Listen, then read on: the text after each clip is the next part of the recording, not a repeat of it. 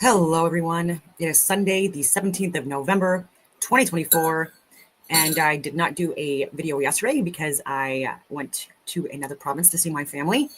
We had an amended Thanksgiving dinner, even though we already had one earlier.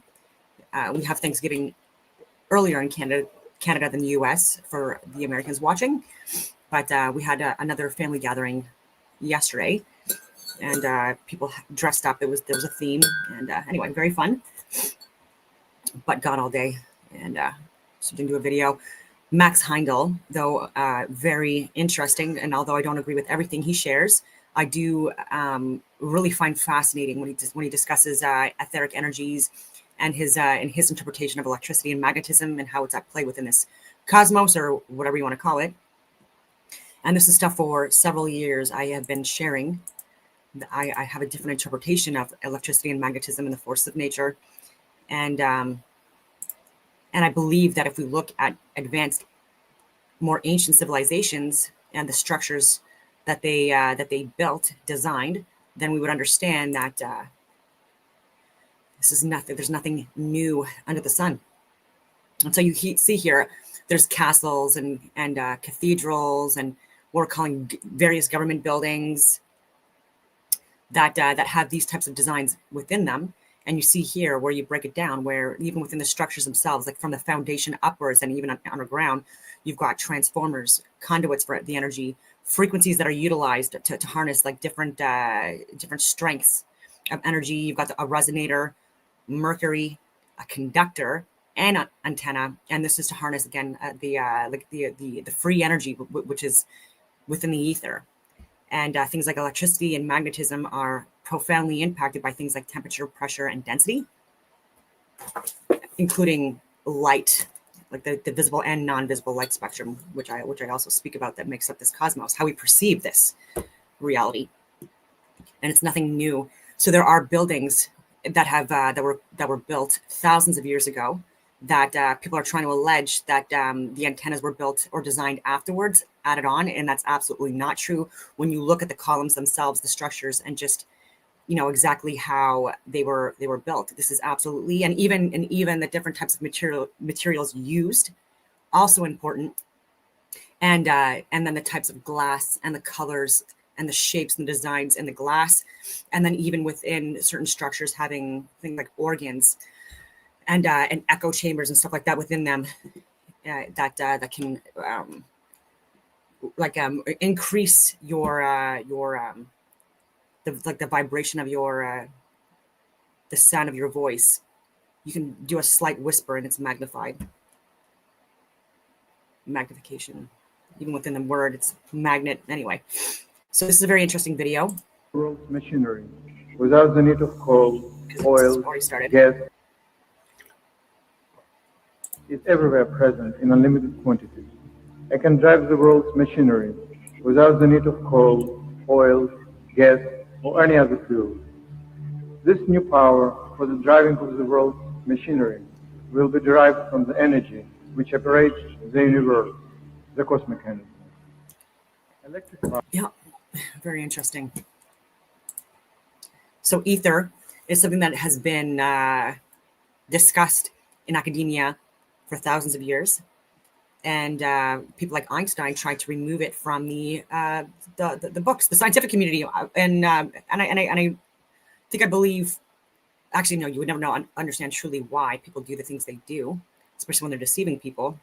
But he was definitely working in and around groups and some esoteric groups where people had a monopoly on electricity, the electrical companies that were being used, like various different industries that where there was a bias and again a monopoly held and funding provided to reinforce bullshit. And yeah, this is also why I believe that we're not able to access different ruins and temple areas and archaeological sites, because the more people look into this, and there's more to discover. And if people do discover, again, this puts people out of business that have been lying to us for generations, even regarding fossil fuels. It's not a fossil fuel, it's petroleum. When we're talking about oil and oil byproducts and stuff like that. And that unpacks evolution Like this house of cards can easily come down if people started thinking more critically in academia. And the reason why they're pushing this and censoring this, pushing this down and censoring this, pushing this away from their friggin' realities, is because they're in an echo chamber where they're reinforcing their own biases and narratives with the people they're communicating with and their networks and these other experts. So they're just, again, like they're in their own echo chamber, like I've already said. And they had their time. They went to school. They did their advanced studies in the engineering and scientific communities. And guess what? They got it wrong. Okay. And so there's a bias there because they're going to, like, people are refusing to look at the information people like me are providing, even though I'm showing it from the greats of the past. And they're refusing to look at it because, again, it proves them wrong. And I'm talking even in the astrophysics departments.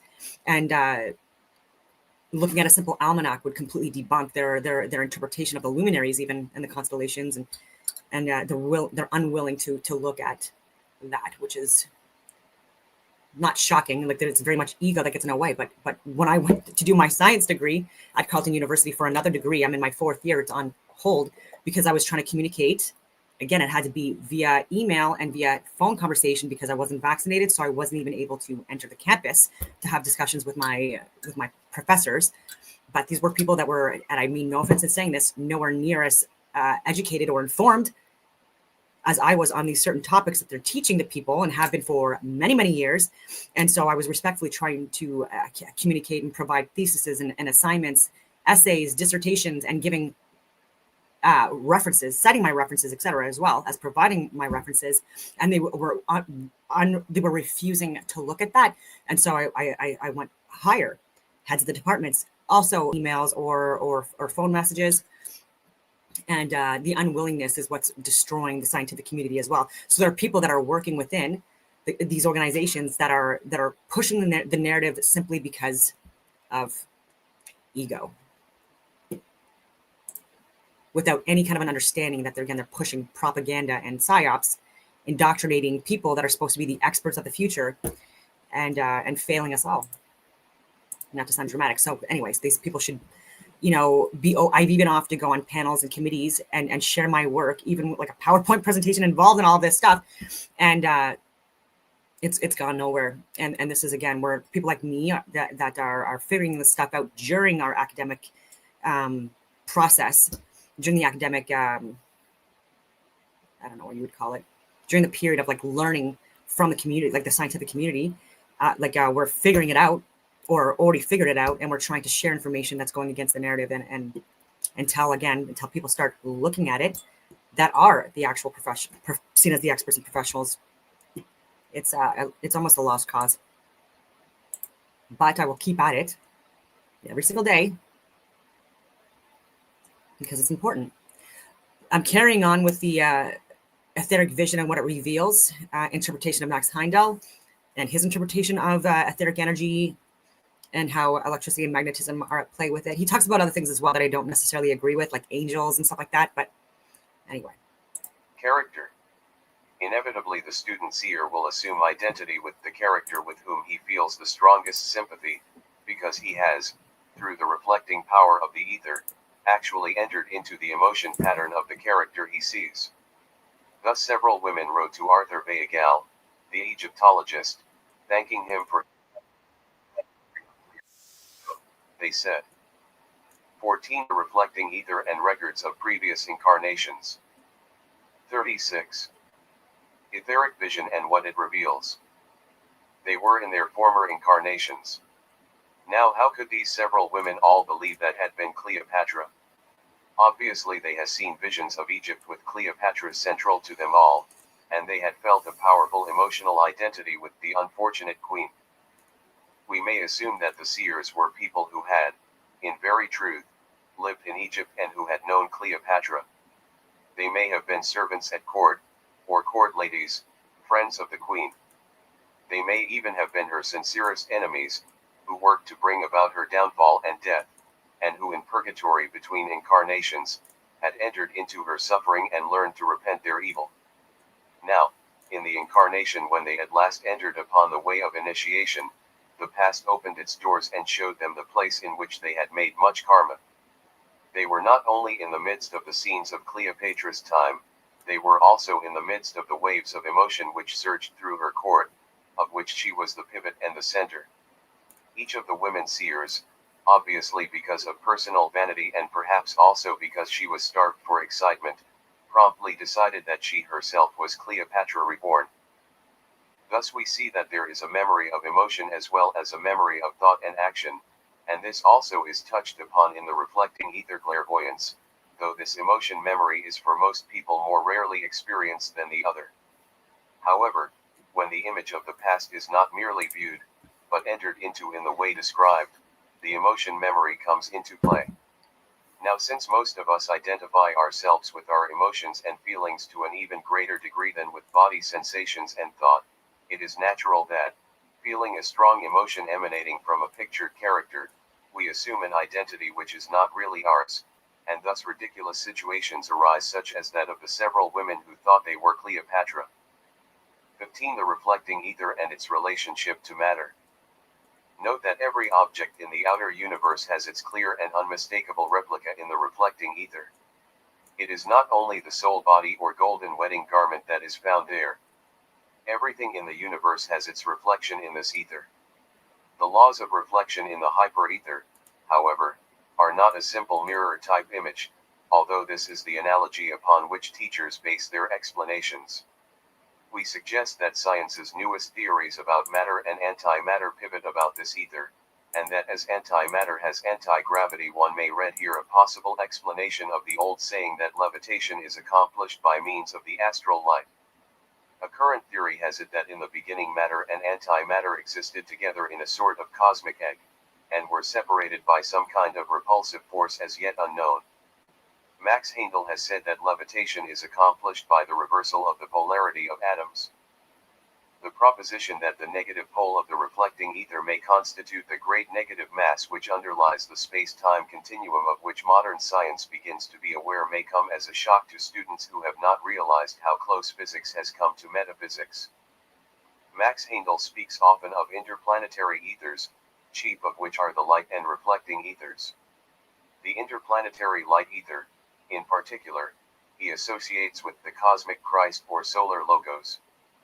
But just as matter actually extends throughout the universe in interplanetary and interstellar space, there are atoms of matter in every cubic foot of cosmic space. Space is not empty, so also do the ethers, and each planet specializes its own field in which evolution proceeds for the life wave belonging to that planet. Many of the so-called illusions of matter are due, indirectly, to the properties of the reflecting ether, which has been called the mirror of the gods. All three of the lower ethers are active within the confines of the reflecting ether. We may, indeed, think. 15. The reflecting ether and its relationship to matter. 37. Etheric vision and what it reveals. Of each ether, starting from the top, as enclosing or enfolding, and interpenetrating, those below it. Thus the reflecting ether contains, as it were, the light, life, and chemical ethers. The light ether contains the life and chemical ethers, and the life ether contains the chemical ether, which we may add, in its turn may be said to contain the physical organism. For example, the ego impresses thought upon the brain by way of the positive pole of the reflecting ether. Now we know that the thinking and memory processes of the embodied ego have not only the electromagnetic correlations of the light and life ethers, but also the purely chemical correlations of the chemical ether. There is a chemistry of memory and a chemistry of thought, as well as an electromagnetic pattern and forces in brain and nerves which transmit thought impulses to the body and which carry sensory impressions from the body to the brain. Certain forces in the light ether flow in response to the thought impulse focused by the ego in the positive pole of the reflecting ether, where the thought form moves out toward chemicalization, passing downward, which is outward, by way of the electromagnetic spectrum and light ether. Some biologists have already formulated the theory that the electrical currents in the voluntary nervous system actually pour out from the brain, where they are generated. The occultist points out that the ego has its seat in the brain. Max Heindel speaks of the great waves of energy that push out from the brain when the ego wills action in the body. Therefore, Says the biologist, there is an intricate chemical basis for how people remember and why they forget. Experiments have shown that learning is reflected by changes in the cell's production of RNA, ribonucleic acid, but how the RNA is changed remains as yet unknown. It is known, however, that the learning process is accompanied by basic changes in the composition of this complex chemical. Since RNA molecules tell cells what proteins to make, changes in RNA structures would result in changes in the production of proteins.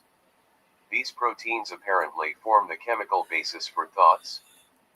Again, a scientific writer comments, the enormity of the task of mechanizing and electrifying brain power is illustrated by the fact that the human brain contains about 10 billion nerve cells.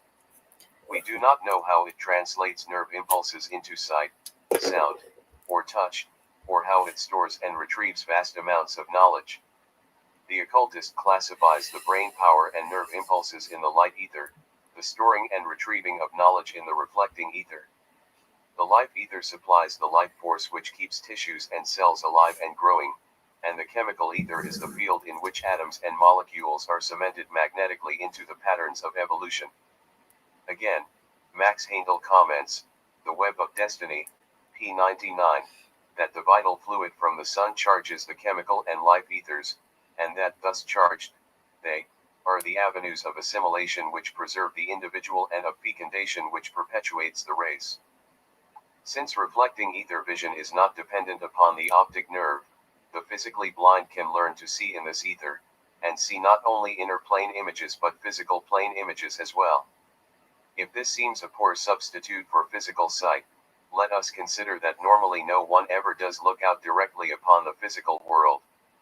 Ordinarily one sees only the image which has reached the retina of the eye, which is translated into nerve impulses, these in turn passing inward to the optical center of the brain, where somehow, the nerve impulses are translated back into the image and interpreted by the ego. And where does this translation take place? Where but in the reflecting ether interpenetrating the brain? Within each individual there is a built-in mechanism, not yet discovered, that allows man to evolve. The DNA, deoxyribonucleic acid, that embodies this mechanism, the genetic code of all living organisms, except the blood and several viruses, is made up of 4 chemical bases, adenine, guanine, cytosine, and thymine, and it is the different combinations of these 4 chemicals that provide the specific information used by the cells in the construction of proteins. It is this DNA which is shaped by evolution. There is constant competition for survival among these combinations, and in this way organisms slowly become enriched with experiences that facilitate this survival. No one yet has discovered the complete base sequence of these different combinations. 15. The reflecting ether and its relationship to matter. 38. Etheric vision and what it reveals. Pro a single genes. Now we are out of the field of generalities of epigenesis and philosophy and into the alchemist's laboratory, where our alchemists of old with their 4 basic elements would feel right at home. Rays from the Rose Cross, November, 1963, page 516. Without the reflecting ether, the ego could not express consciousness in the physical body, that is, it could not be conscious in the physical world. Consciousness, suggests a philosopher of modern science, Erwin Schrödinger, appears in the role of a tutor. It supervises our education, introduces us to new experiences, but leaves us to carry on our old routines in the form of habit which we reflecting ether. Consciousness is concerned with the learning process and is intimately associated with all that is new. That is, with new experiences and with creativity, epigenesis, the forces of the positive pole in a word, the future. Occultists have long recognized phosphorus as important to the thinking process. Max Heindel says, phosphorus is the particular element by means of which the ego is able to express thought and influence the dense body. The degree of consciousness and intelligence is in proportion to the amount of phosphorus contained in the brain. Soul growth enables the brain to assimilate an increasing amount of phosphorus, which is a chemical poison. The term astral light is not, as is well known, an Orientalism, but was anciently used by Western teachers in reference to the star-like soul body and its aura. Paracelsus refers to it as the sidereal light. The words of the great Paracelsus are most significant. Hidden things of the soul which cannot be perceived by the physical senses may be found through the sidereal body, through whose organism we may look into nature in the same way that the sun shines through glass. The inner nature of everything may therefore be known, through magic in general, and through the powers of the inner or second sight. In the Rosicrucian philosophy, the descriptive term reflecting ether is used instead of astral light, the latter term including the light ether as well as the reflecting ether. We deem it important that Oriental and medieval European occultists have claimed that heavy bodies can be levitated by means of the astral light, besides noting its function in promoting the other supersensory powers.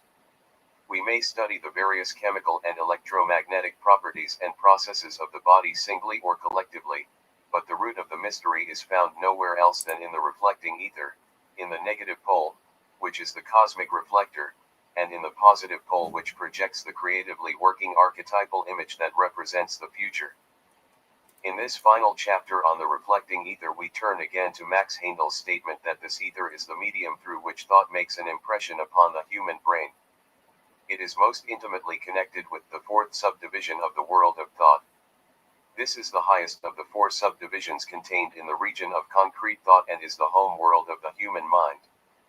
There a much clearer version of the memory of nature is found. The fourth subdivision of the region of concrete thought is termed the region of archetypal forces. Cosmo, pages 50-63. Let us look farther into what we are taught concerning this region, in order to gain a clearer understanding of the reflecting ether, for it is the record in this region which is reflected down into the reflecting ether, and the cosmic relationship existing between the world of thought and the reflecting ether has its microcosmic replica within the aura of the embodied human being.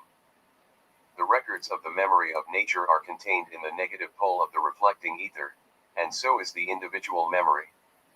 But the ego directs its positive thought force into the brain by way of the positive pole of the reflecting ether. This positive thought force, which works through the positive pole of the reflecting ether in the brain and nervous system, the mind really works everywhere that the gray matter is present. 15. The reflecting ether and its relationship to matter. 39. Etheric vision and what it reveals. Throughout the body, is creative, it is not passively receptive.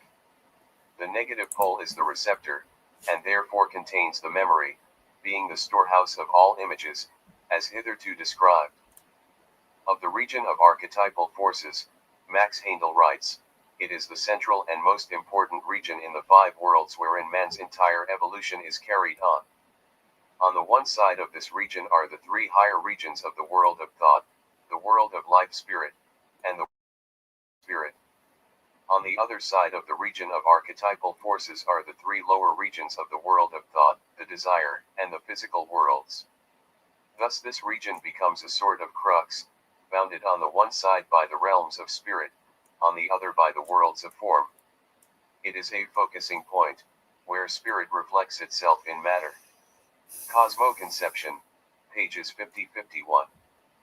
In another place Mr. Heindel points out that from another viewpoint the world of spirit proper really begins only with the world of life spirit, which he calls the first universal world, and that in the broad sense, the material universe begins with the region of abstract thought, and that above this all is pure spirit. The world of abstract thought is chaos, the seed ground of cosmos, in which the germinal ideas, the germs of all causation, and therefore of evolution, are created by spiritual intelligences in that world. In the Cosmo Conception, diagram 1 page 52, we are shown a schematic drawing by which to understand the relative permanency of the visible and invisible worlds, on the analogy of the stereopticon with its projected images. The diagram is drawn from the point of view of the Virgin Spirit, whose will corresponds to the operator of the stereopticon machine, which conceives, in the world of life spirit, by means of the divine creative imagination, a concept. This concept takes the form of an idea in the region of abstract thought, and the idea is posited before the lens of the mind, in the fourth subdivision of the world of thought. This fourth division alone is properly and scientifically designated the mind. The mind is the lens, but the light emanates from the life spirit, while the slide represents the permanent idea created by the Virgin Spirit in the region of abstract thought. That is, this permanent idea is the germinal idea, so called because it is the seed from which the exterior world objects spring. The light of the life spirit projects the living, permanent idea through the mind, which lies specifically in the region of archetypal forces, and, therefore, it is these archetypal forces which from this point on are represented by the beams of light which emanate from the world of life spirit. The archetypal forces ray downward through the region of concrete thought and the desire world, awakening the driving power of desire, and the image, corresponding to the image cast on the screen by the stereopticon projector. What are the archetypal forces? They are all the living beings who work on the archetypes in the second heaven, which archetypes are thought forms. They include human beings between incarnations, nature forces, and the celestial hierarchies, such as lords of mind, archangels, angels, advanced members of our own life wave, Mercurians, Venusians, etc., and adepts of our own humanity. Now when we come to the physical world, where the image is objectified, we are shown 7 subdivisions, of which the 4 upper are the ethers which are the subject of these chapters, and of these 4 ethers, the reflecting ether is the uppermost. It is, Max Heindel says, an hyperether. This ether is the screen upon which the image is projected from the mind. But the forces of the desire world are present with the image, just as the heat, light, and electricity of the stereopticon machine are involved in projecting the image inscribed on the glass slide onto the screener. In another analogy, the moving picture projected from the film strip. But the projected image of the stereopticon or moving picture is flat and two-dimensional. The projected image contained within, not on, the reflecting ether, is three-dimensional. It is projected in depth, and with life and force. The memory of nature and of the human mind is comparable, on this analogy, to art galleries and newspapers which carry pictures and symbols, but these are only a portion of the entire physical world itself, the so-called time-space continuum of modern physical science. 15. The reflecting ether and its relationship to matter. 40. Etheric vision and what it reveals. The time-space continuum as a whole correlates with the reflecting ether, and therefore modern scientists speak of traveling in time, or the annihilation or collapse of space, and the collapse of time. Where the occultist says that he reads in the memory of nature, particularly the reflecting ether, scientist says that he travels in time.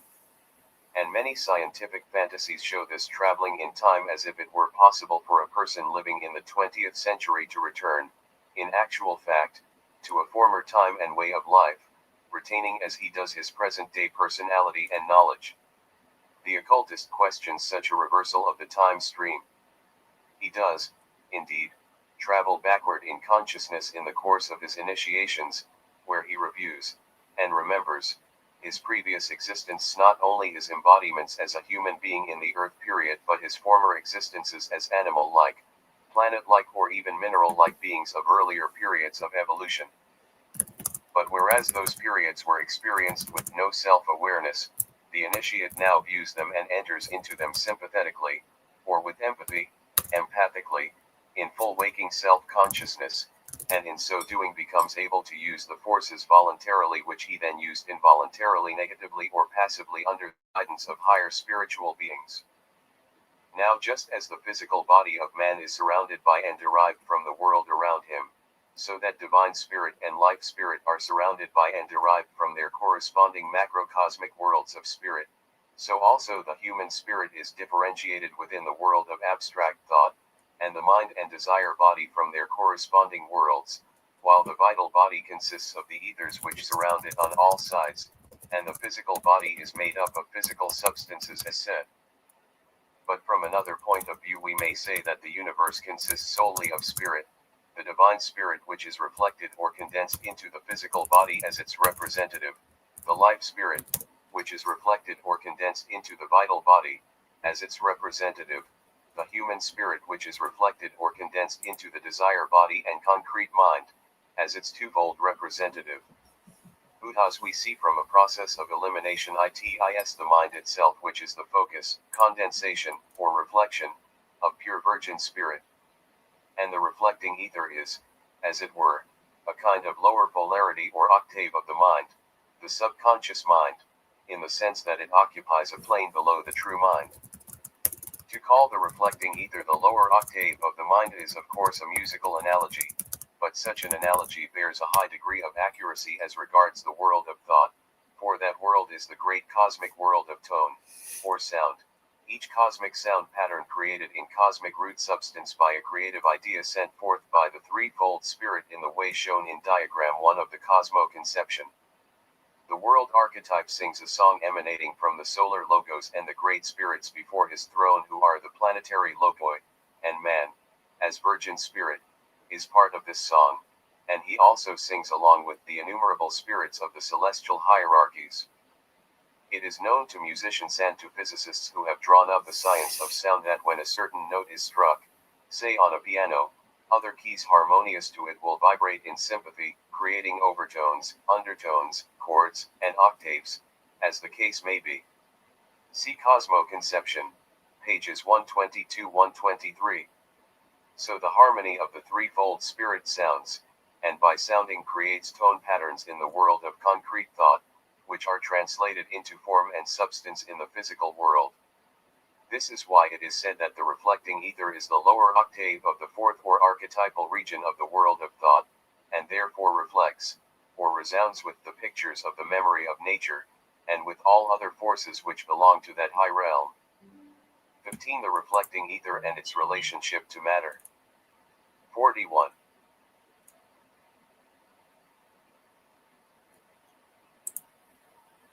Oh, it's done. It's only up to there. Okay.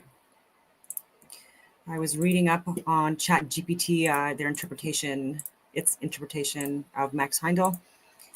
And I keep on going back to what's the difference between alpha particles and photons and light having like the absence of electrons, and how this all matters when we discuss electricity and magnetism and the differences and what kind of energy they provide. So I asked ChatGPT, and again, this is leftist, censored AI that is only providing information that it received from a human, downloaded. So I asked, what is magnetism as defined by Max Heindel? And ChatGPT said, Max Heindel, a mystic and theosophical writer, described magnetism within the context of spiritual and esoteric concepts. According to Heindel, magnetism is a vital force, I'm getting messages here, is a vital force or energy that permeates the physical and spiritual planes. Closely linked to the life force or vital body in his teachings, he saw it as an emanation of the spiritual energy that influences and sustains physical matter, particularly in living beings.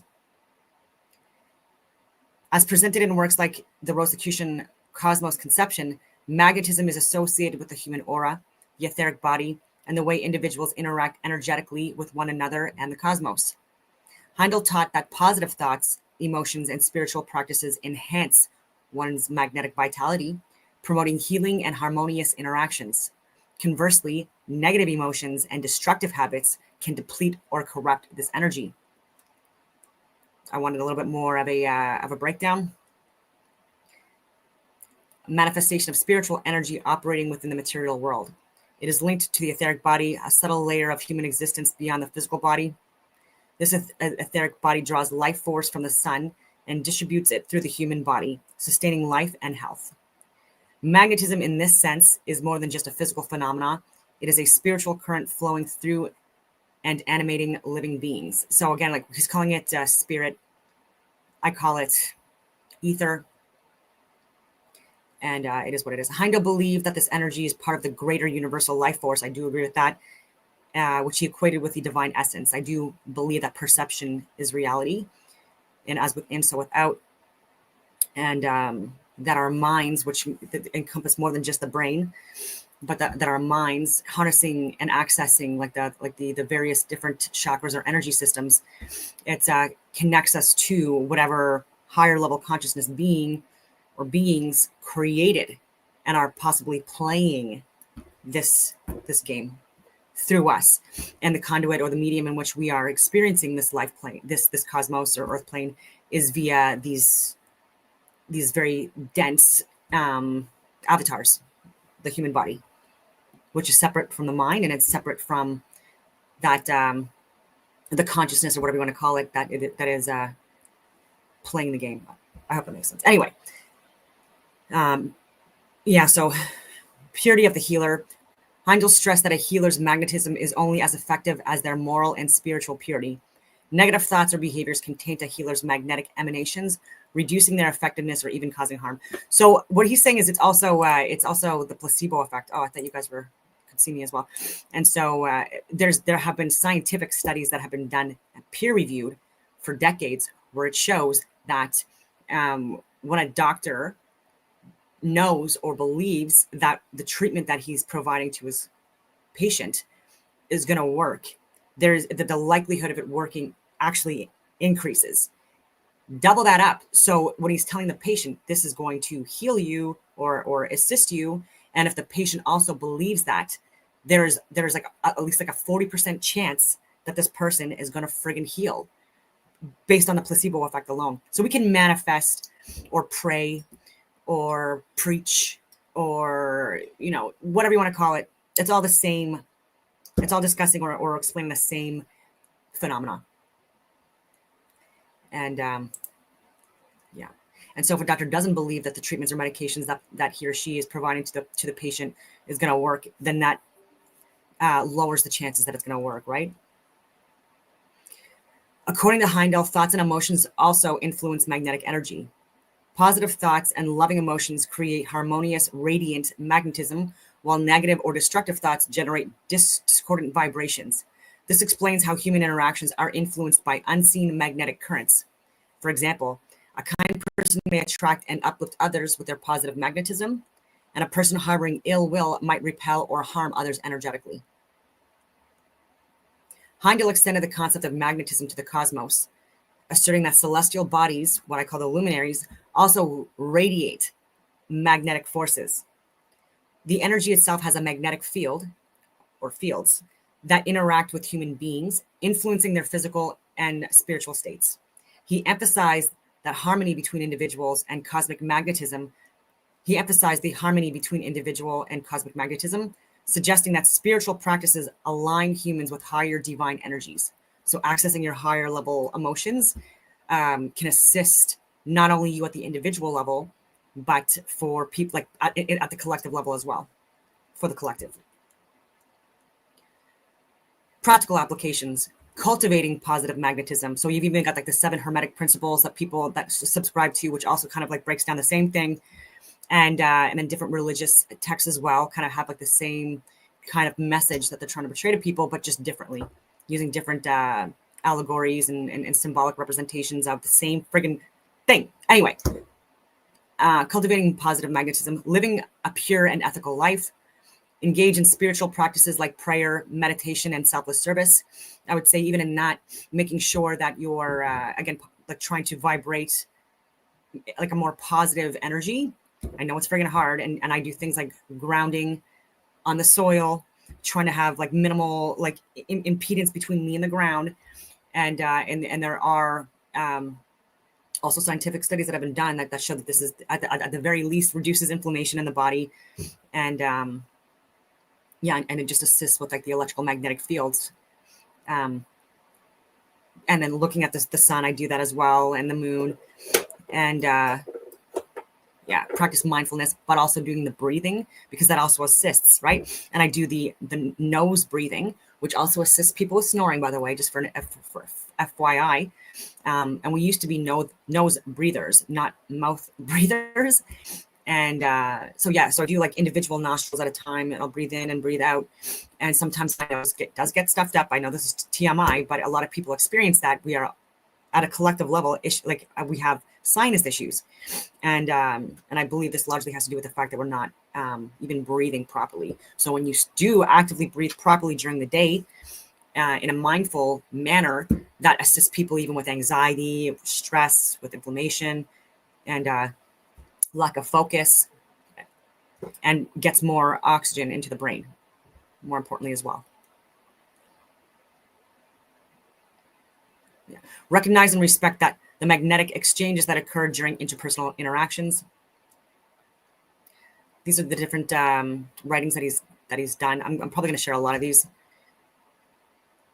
I wanted to say terrestrial magnetism, but for some reason I didn't put the L and the M. Sometimes I type too fast, and anyway. Terrestrial magnetism, I've looked more into that, but I wanted to see what ChatGPT had to say as well. Refers to the magnetic field of the Earth. I say fields, which is a natural phenomena caused by movements within the Earth's core and the interaction with the solar wind. See, like bullshit. I don't agree with any of that stuff. It is what enables a compass to point towards magnetic north. Again, I don't believe that's shit. So let's get down to the good stuff. Yeah, I wanted them to talk about magnetic anomalies. Doesn't really give me good information. Scientific applications of terrestrial magnetism. I've talked about the isogonic maps, the British Admiralty declination charts from 1907. I've showed that people have used magnetic fields to like on the sea, so for like to assist with transportation, which is very interesting. So mineral exploration, magnetic surveys detect ore bodies rich in magnetic minerals like magnetite or hematite.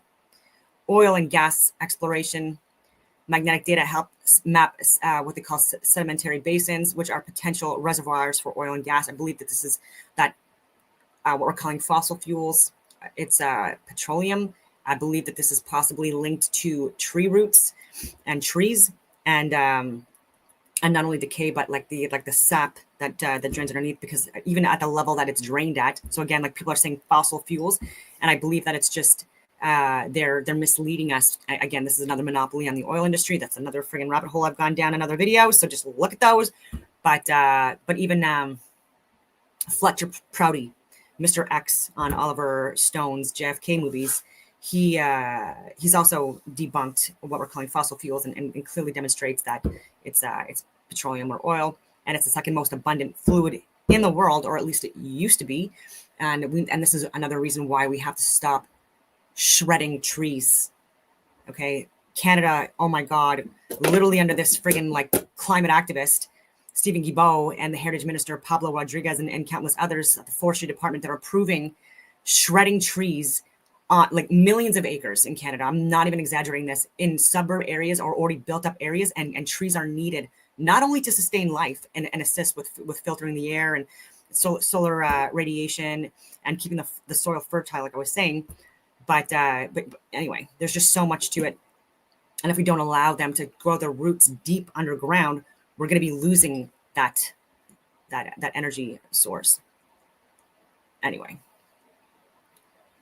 but people are using magnetic devices to measure and test things on a daily basis, and I do believe that magnetism is a stronger force than electricity, but that they work synergistically together within this cosmos, utilizing the ether at various densities, pressures, and temperatures as a modality in which we experience this earth plane. Anyway, magnetism is a critical tool in archaeological studies, often through a technique called magnetometry, mapping ancient sites.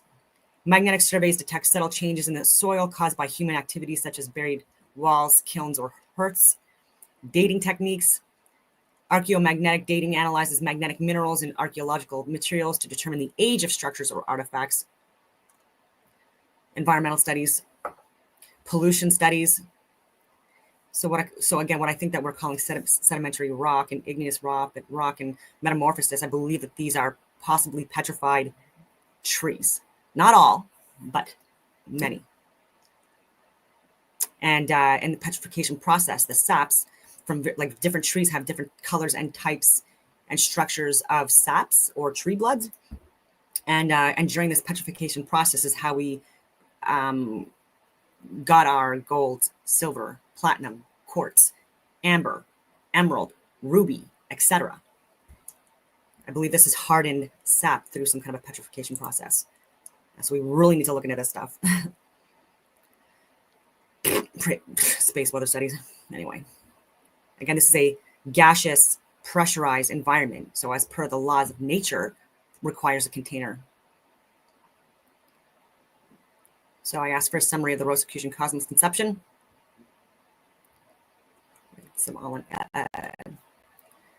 Magnetism in Heindel's framework is the dynamic expression of vital force.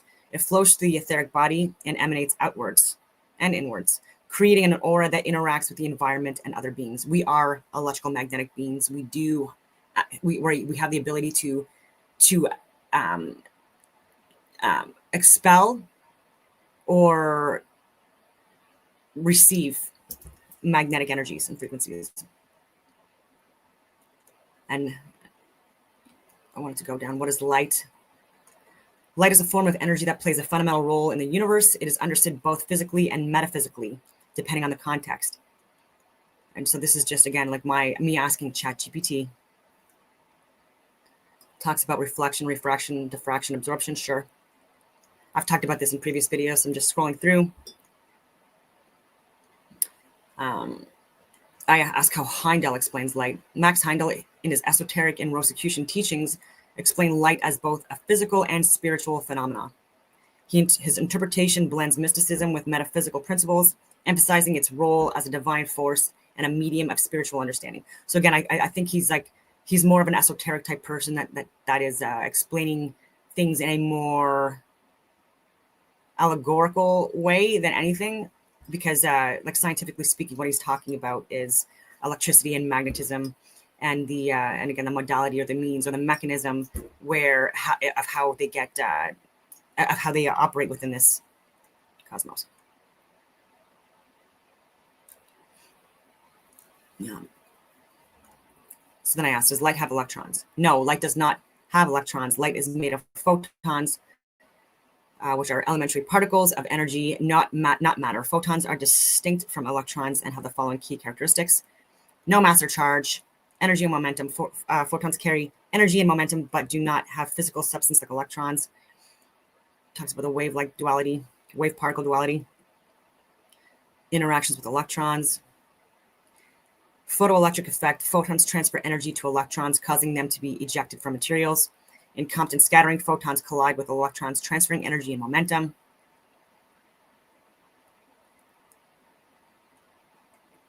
Yeah, electrons in atoms absorb photons to jump to higher energy levels, excitation.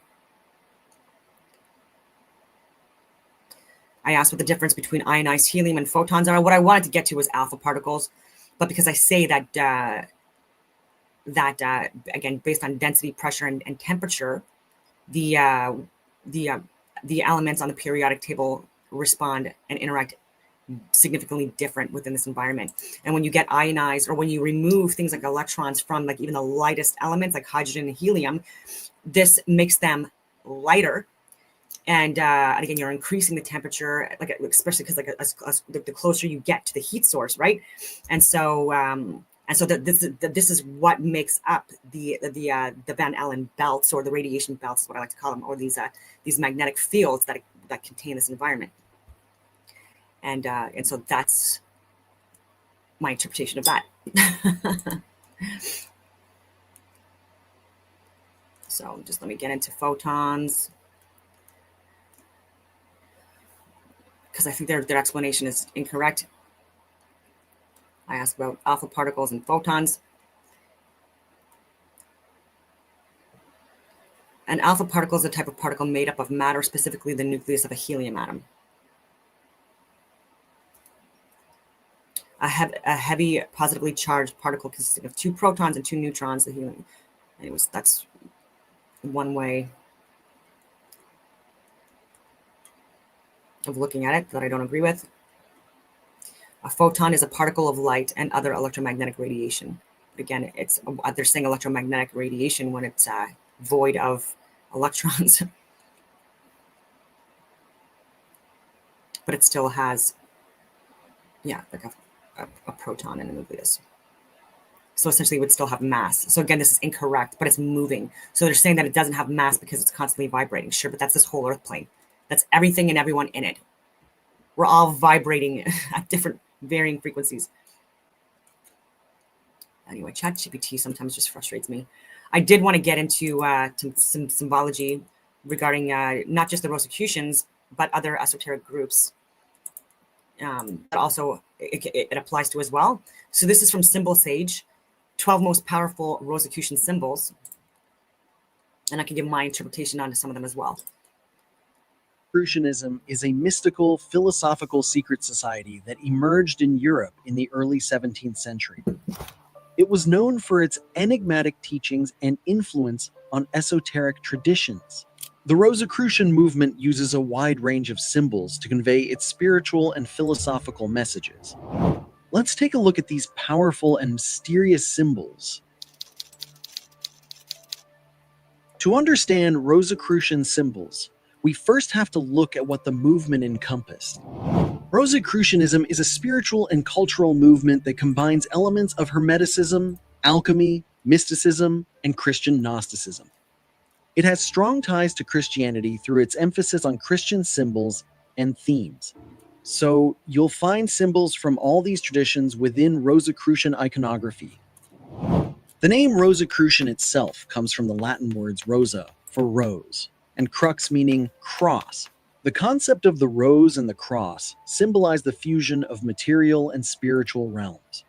The movement is traditionally traced back to the publication of 3 anonymous manifestos in the early 17th century. These texts presented the allegorical story of Christian Rosenkreutz, the supposed founder of the Rosicrucian order. Didn't exist. It outlined the order's goals of spiritual enlightenment and the reformation of society.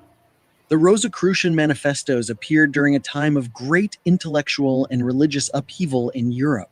I'll mention again that the Hoya flower, like the five-petaled flower, this is apparently where roses come from. And I do mention also that roses are possibly symbolic or represent these electromagnetic fields that contain this environment. Just like the lotus flower, like that, when you look at downward at it, Ken Wheeler, Theoria Apophasis, whatever you want to call him, he shows incredible videos on magnetism and magnetic fields, and so you could see this live, and he's one of the first people on YouTube to actually demonstrate this on the internet, and so you could see it's very, very similar, and like the higher you're vibrating and accessing your higher levels of consciousness and energy, the stronger the field, and the more petals, I guess, there would be within that. That's why when you access your higher levels of consciousness and emotions on the out of the chakras, there's more petals as you access your the next level or energy system. Coinciding with the Renaissance and the early scientific revolution, the manifestos called for a universal reformation of humankind. It pushed for the pursuit of knowledge, spiritual development, and the harmonization of science and religion. These complex ideas were put forward often using already I do believe that the cross represents the sun's travel path through the zodiacal belt, or the Mazzaroth, or the Mazlat, whatever you want to call it, and where the crosses extend towards the limbs of the cross, whatever you want to call it, the points. They point towards the cardinal signs. So you've got Aries and Libra and Cancer and Capricorn, which are also in a lot of different texts and stories throughout history as well. Again, we're misinterpreting the sun's travel path through the zodiacal belt within the sky, and believing books that should be referred to as having truths but not facts within. And so even with the 12 apostles or disciples, whatever you want to call them, they represent the 12 zodiacal images in the sky, in the firmament, and it just is what it is. Mithras, Dionysus, Horus, Jesus, Krishna, Apollo, etc., represent the sun's travel path through the zodiacal belt. It does not go above or beyond 23.4 degrees north or south latitude of the equatorial belt or ring, whatever you want to call it. And and these are just facts. Familiar measurable, repeatable, observable data. Symbols. Let's take a look at some of the most well-known Rosicrucian symbols. The rose cross. Rosy Cross.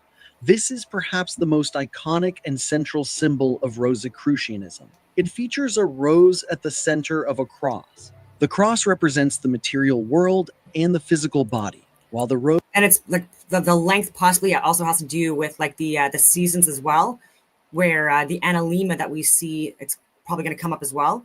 It shows like the figure eight or the time, the minute glass, whatever you want to call it. And but when you look at when you map out the analema and its path through the Tropic of Cancer equatorial area, where it's like where it meets up in the middle, it has the longer the longer loop, whatever you want to call it, on the bottom in the north when it's traveling around the Tropic of Capricorn and towards the Tropic of Capricorn ring. I believe that's probably why it's anyway. rose symbolizes the soul's journey, spiritual development, and the unfolding of consciousness. The rose's petals are often depicted in varying numbers, each representing different stages of spiritual growth and enlightenment. This symbol encourages Rosicrucians to pursue knowledge, wisdom, and self-improvement, integrating their spiritual insights into their daily lives. Alchemical symbols. Alchemical symbols, such as the Philosopher's Stone, Ouroboros, and the alchemical elements, sulfur, mercury, and salt, play a significant role in Rosicrucianism. These symbols illustrate the Rosicrucian belief in spiritual transformation and the interconnectedness of all things. Alchemy in the Rosicrucian tradition is not just about physical transformations, but also about achieving inner spiritual refinement. The process of turning base metals into gold is an allegory for purifying the soul and achieving enlightenment. The pelican. The pelican is often So from transmuting from lead to gold, and that literally means because even like the luminaries are correlated with and rule over the different zodiacal signs or images, whatever you want to call them. And I forgot where I was going with that because there's noises in the background. But oh yeah, and so like when you look at Saturn, the lower level chakra, the lowest energy out of the 7 grades or whatever you want to call it, you've got lead at the bottom, and then tin, iron, copper, mercury, silver, then gold, right? Gold at the top, lead at the bottom. And then lead being correlated with Saturn, like I've said, the color red, and then Saturn ruling over Capricorn and Aquarius. And so I've talked about what I believe people do when they talk about Satan and they correlate Satan with Lucifer. That I don't believe that to be true at all. I believe that Lucifer, just like Dawn, Hemera, Eos, Venus, I believe that Lucifer is correlated with Venus, not the devil, not Satan. And I believe that Satan is a play on words, like for Saturn. And then when you see Satan or the devil, there's a lot of images where he's red and there's like flames around. So there's only usually flames or a fire when it's cold. So I believe that this is like also connected to our winter months. And then in the northern regions of the world, when we experience our winter months, that's when the sun enters into Capricorn and Aquarius. These are the coldest months as well. Capricorn, when you look at the image and how people correlate the image or represent it, it's a goat. And Aquarius is represented by a human in a lot of civilizations. And so Satan or the devil, often seen as half goat, half human, and red with flames. Again, I believe this is correlated to the seasons and the sun's travel path through the zodiacal belt. And yeah, very interesting stuff. Depicted piercing its own breast to feed its young with its blood. This self-sacrificial act symbolizes the themes of selflessness, resurrection, and nurturing. In Rosicrucianism, the pelican is a powerful symbol of Christ, like sacrifice and the nurturing of spiritual life. It represents the idea that personal sacrifice and selflessness are necessary for spiritual growth and the well-being of others. The triangle. Triangles, especially those with 3 interlocking points, are commonly used in Rosicrucian symbolism. The triangle represents the trinity of body, soul, and spirit, as well as the 3 fundamental principles of alchemy: sulfur, mercury, and salt. In the context of Rosicrucianism, The triangle symbolizes the harmonious integration of the physical, mental, and spiritual aspects of a person. It encourages Rosicrucians to strive for balance and wholeness in their spiritual practices, recognizing the interconnectedness of all aspects of their being. The Ankh, an ancient Egyptian symbol resembling a cross with a loop at the top. This symbol represents eternal life and spiritual immortality. It represents the Rosicrucian belief in life after death and the perpetual journey of spiritual evolution. The Phoenix. The phoenix, a mythical bird that regenerates from its own ashes, symbolizes rebirth, renewal, and immortality. In the context of Rosicrucianism, the phoenix represents the idea of spiritual resurrection and the transformative power of overcoming challenges. For Rosicrucians, the phoenix is a symbol of hope and renewal, emphasizing the potential for personal and spiritual rebirth through inner work and understanding. The pentagram. This ancient pagan symbol features a five-pointed star representing the five elements: earth, air, fire, water, and spirit, and the human microcosm. The pentagram symbolizes the harmony and balance of the elements within the individual. It also represents the connection between humanity and the cosmos, encouraging Rosicrucians to understand their place in the universe and strive for personal and spiritual alignment with the natural world. The hexagram, seal of Solomon. The hexagram, a six-pointed star formed by two interlocking triangles, represents the union of opposites and the harmony of the material and spiritual worlds. It signifies the integration of dualities such as spirit and matter or male and female. It is a symbol of balance and unity, reflecting the Rosicrucian ideal of achieving harmony within oneself and with the universe. The seven-pointed star heptagram. This star represents the seven classical planets and the seven stages of spiritual development. The heptagram symbolizes the stages of spiritual ascent and the influence of celestial bodies on human life. It reflects the Rosicrucian belief in the interconnectedness of the cosmos and the individual's spiritual journey, guiding practitioners through the various phases of their spiritual growth. The hourglass.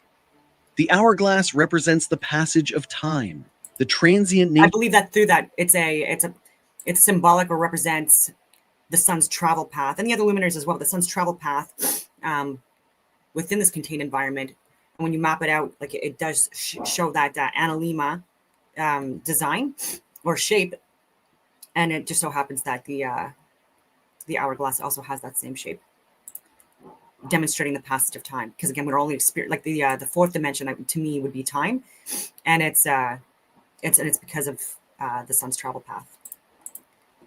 Nature of life and the importance of living with purpose and awareness. The hourglass serves as a reminder of the impermanence of physical existence and the need to focus on spiritual growth. It encourages Rosicrucians to make the most of their time on Earth by pursuing knowledge, wisdom, and self-improvement. The sword. The sword symbolizes truth, justice, and the cutting away of ignorance to reveal hidden wisdom. The sword represents the Rosicrucian commitment to seeking truth and justice. It is a tool for discerning and uncovering deeper spiritual truths, cutting through illusions and falsehoods to achieve greater understanding. The cup, chalice. The cup or chalice represents the receptive aspect of the soul, spiritual nourishment, and the Holy Grail. The chalice symbolizes the quest for spiritual fulfillment and the nurturing of the soul. It represents the divine feminine and the importance of receptivity and openness in spiritual practice. The chalice is also associated with the Holy Grail, a symbol of the ultimate spiritual quest and the pursuit of divine wisdom. The rich and complex symbolism of Rosicrucianism has been a major reason for the numerous conspiracy theories and distrust that people have about this group.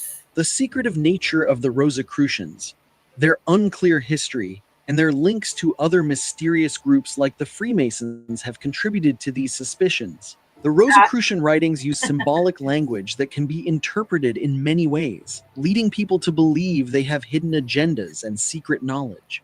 Their influence on intellectual movements during the Renaissance and Enlightenment, along with their The Enlightenment that they talk about was the darkening of humanity. And so when they were talking about the scientific revolution in my classes at Carleton University, again, getting another degree during COVID, I wasn't able to enter the classroom to discuss this with the professor. But my title, it was like it was about the scientific de-evolution, and the people that just so happen to be part of these like these esoteric groups are the ones that were providing the literature and the framework for how we perceive the cosmos now, present day. And so even if they meant to or not, they've lied to us, and they've fucking took a massive dump on the scientific community and the reality of the world. And yeah. So figure it out. I just wanted to show the sun analemma because I was talking about it. It's easier when you have a visual. So this is the like the chart that has mapped out the sun's travel path above us within this firmament. And this says here too, the sun's analemma crosses the equator on March 21st and September 23rd, depending on if it's a leap year or a non-leap year of every single year. Which are the dates of the equinoxes. These days, the sun's rays fall directly on the equator at noon. Very interesting. Yeah, so the bigger loop, I believe, is when it's traveling through the Tropic of Capricorn, which I believe to be like the exterior, the most exterior perimeter or ring that the sun travels on within this cosmos. And this Earth plane could possibly be bigger, and we shouldn't be looking at the sun to dictate or to theorize on the shape of the cosmos. We can reinforce people's theories and beliefs, but even with the size of this Earth plane, we should not be looking at the luminaries to figure out that there's possibly land, extraterrestrial land beyond what we're being shown, because the maps that were provided with now and throughout history have been incorrect. Where there's been where there's been times where the size of the land masses are larger in some maps and smaller in others, including Africa and the size of North America and Russia and Greenland for examples. And then seeing older maps again where there's like more land masses, like I've said, and they're called different names, and then seeing Antarctica as more of of like ice walls, a series of ice walls that are connected in a large portion of like what we're considering to be like the exterior of this Earth plane, but not what I believe to be like the boundaries of it, if that makes any sense. There's possibly land beyond that, because there have been people in the past that have claimed that they've seen it too, right? Admiral Byrd, for example. Anyway. Okay, there's another video I wanted to share. It's a long video. My apologies for that. People like shorter videos now. Grabs their attention more. But I really like this, and I think it applies to what I'm talking about. And it's very interesting. Secrets of frequency and vibration. Ex-occultists break silence on secret knowledge of the chosen few. This is Mark Passio. And well, this is what the real law. I don't agree with everything he shares, especially regarding the shape of the Earth, but he does share really good content on, especially on esotericism and his interpretation of it. Laws of attraction are about. If you want real change to happen, requirements exist. And this is what many New Age teachers will not tell you, or they'll outright deny that requirements exist for creating real change. So what are these requirements? Actually, before I even get into this, I'm sorry. Go on all these tangents. I'm possibly a little bit ADD. Who knows? Anyway. I don't like it's not calling him out, but Archaics, he talks about resets that happen approximately every 138 years, and or close to it, and I've given my interpretation of that number, and the phoenix, and what it possibly represents, being like a more esoteric symbol that represents a rebirth process or transformation process that involves fire. and the alchemical process. And so, and then with that date possibly being associated with the golden angle. And again, I've been talking about this for years as well, so this might be redundant to people. My apologies if it is, but again, very interesting to me. So the golden angle is an angle of approximately 137.5 degrees that is related to the golden ratio and the Fibonacci sequence. The golden angle is calculated by dividing a circle into two segments, where one segment is 1.6 times larger than the other. Connection to the golden ratio. The golden ratio is a relationship between two numbers that are next to each other in the Fibonacci sequence. The golden ratio is close to 5, and a rational number that cannot be written as a simple fraction. So it's like 1.618, et cetera, down the list. Connection to the Fibonacci sequence. The Fibonacci sequence is a sequence of numbers where each new number is the sum of the two numbers before it. Examples in nature. The golden angle is found in many natural objects such as sunflowers, pine cones, and daisies. Sunflowers. The seed heads of sunflowers grow florets in a spiraling pattern that follows the golden ratio. Pine cones, which I talk about a lot, and fun fact, even with pine needles, provide more vitamin C than oranges do, but have to be boiled and consumed as a tea, I would recommend. And if you want to throw in some honey in there, that's also good for you as well. Anyway, the scales of a pine cone are compactly packed together in an efficient manner that manifests the golden angle. Daisies. New petals are added to a daisy every 137.5 degrees as it rotates around a circle. Anyway, so even with pine cones, right, there you've even got like religious figures throughout history that also, and I'm talking about in Egypt and in Rome and in Iran and etc. And they're holding up a pine cone. And people do believe that the shape of the pineal gland is in a pine cone shape. And so also like a spiral possibly of our hearts and within our brains. And so when you look at the angles of consecutive seeds, if it's off by even a little bit, like 136.5, like this is the kind of pattern you get. And if you're at 138.5 degrees, so like 1 degree left or right, I would say, you get different patterns. And even this looks to me like if it would be like a top-down view of a magnetic field, toroidal fields. So yeah, yes, I do go on a lot of tangents.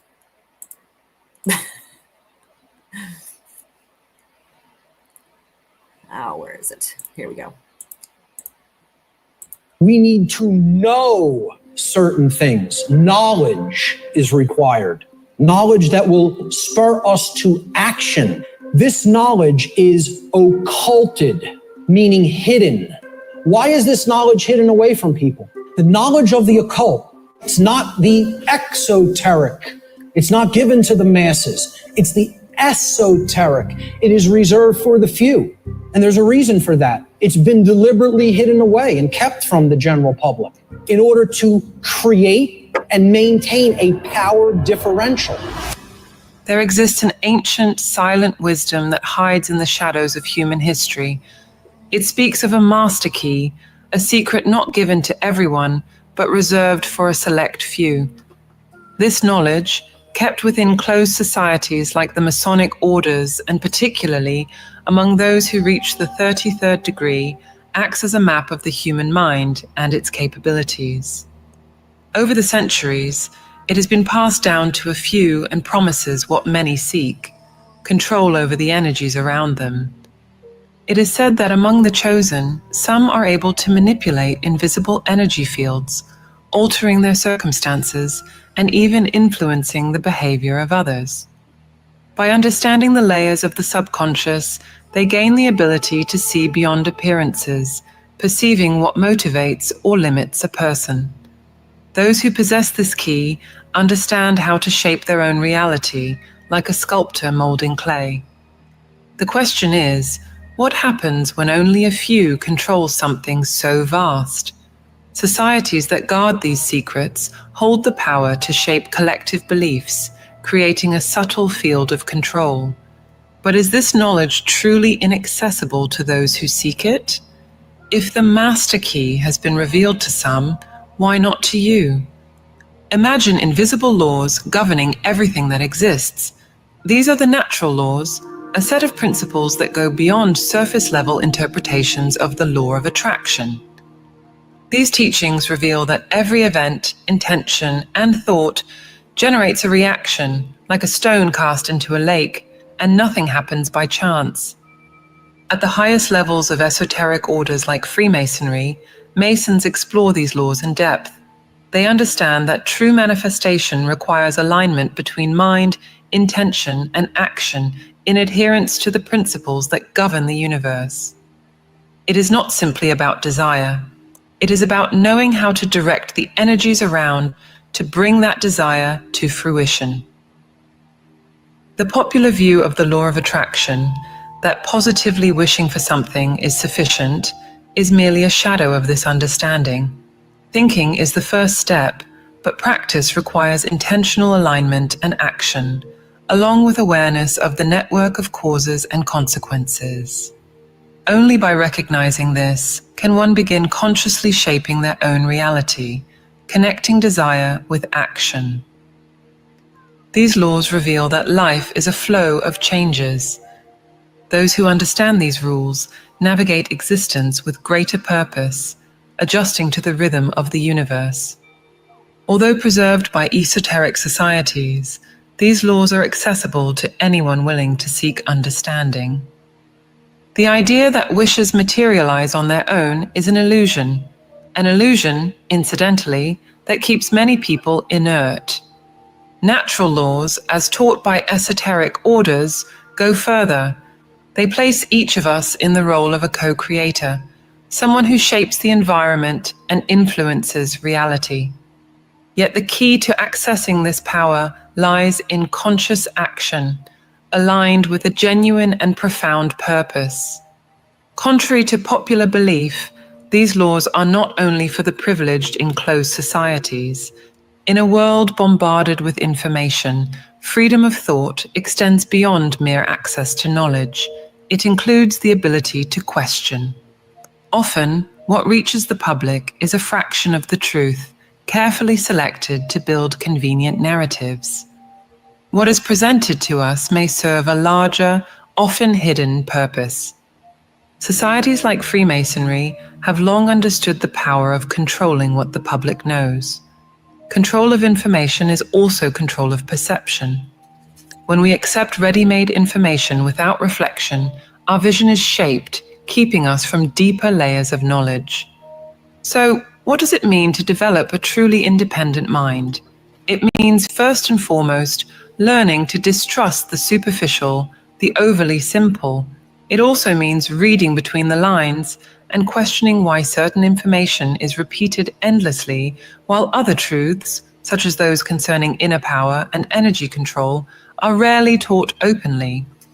In a world where few understand their inner strength, could keeping the majority ignorant of these powers serve those in control?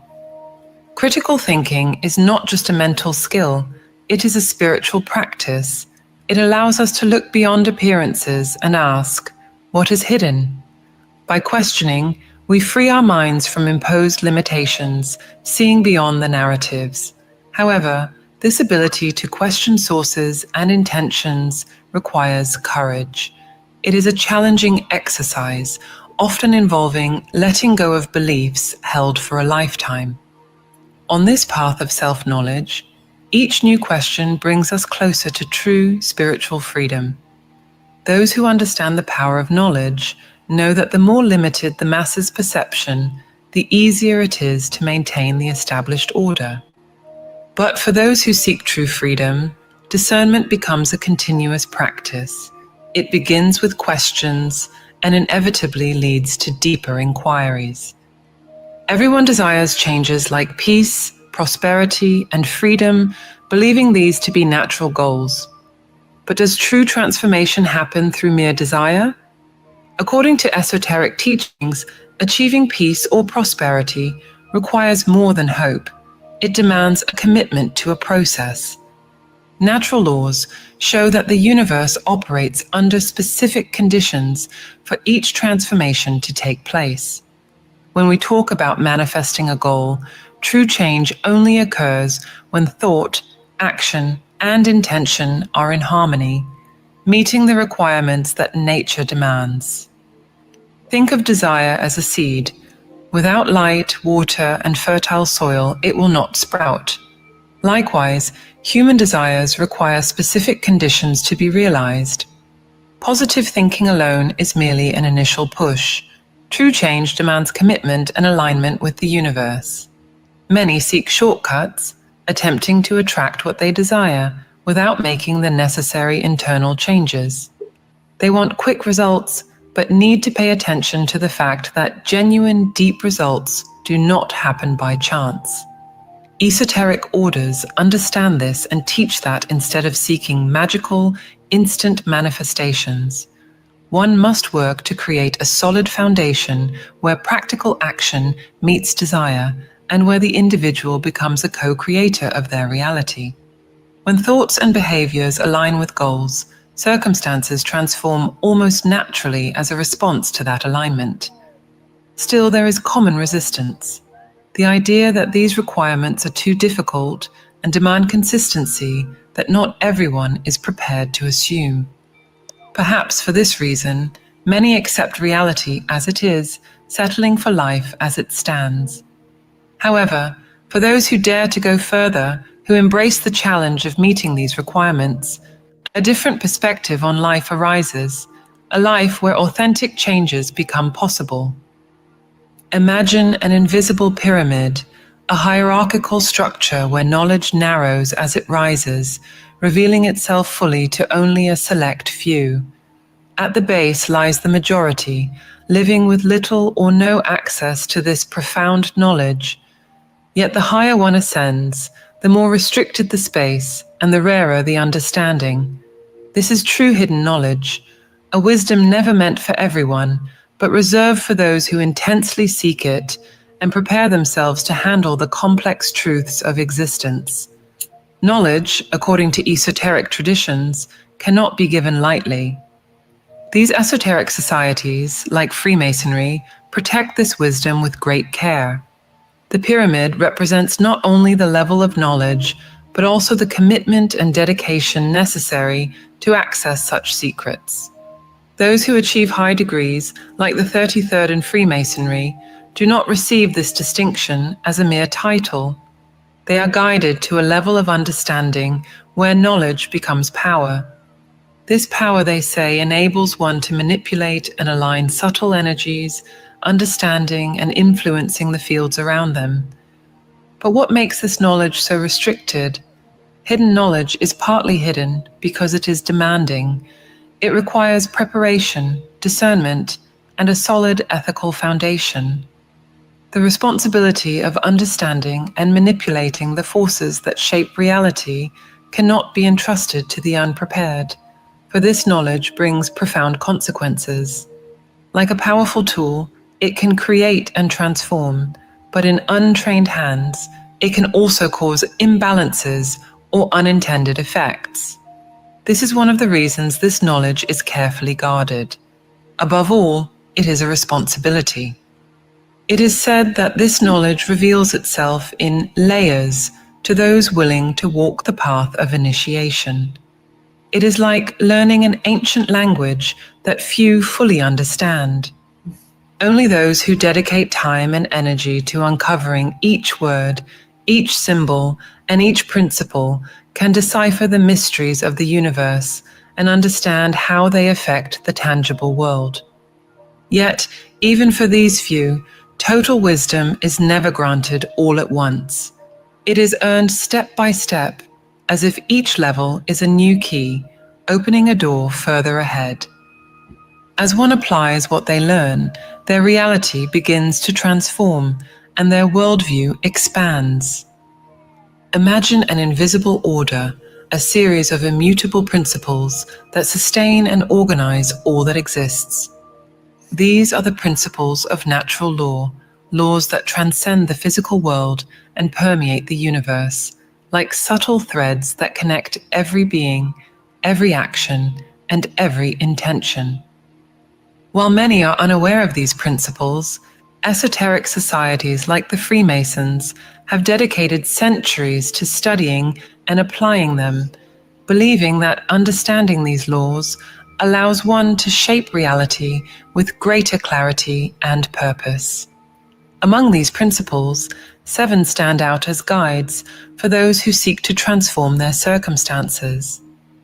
The first of these, mentalism, tells us that everything begins in the mind. The universe, as well as every detail of our lives, is a manifestation of what we deeply think and feel. For those who understand this principle, thoughts and intentions are not isolated actions. They are the beginning of everything we experience. This principle reminds us that by adjusting our mindset and focusing on our intentions, we plant the seeds of what is to come. Thus, our external reality becomes a direct reflection of what happens within us. Next is the principle of correspondence, which suggests that everything in the macrocosm, the larger universe, has a reflection in the microcosm, our individual world. The famous phrase, "as above, so below," symbolizes this idea. It means that what happens outside is also a reflection of what happens within. By observing greater forces, we can understand the smaller ones, and vice versa. Those who understand this interconnectedness can identify patterns in daily life that reflect universal principles, helping them navigate reality with greater awareness. The third principle, vibration, reveals that everything in the universe is in constant motion. Nothing is truly still. Every particle, every being, and every thought has a vibrational frequency.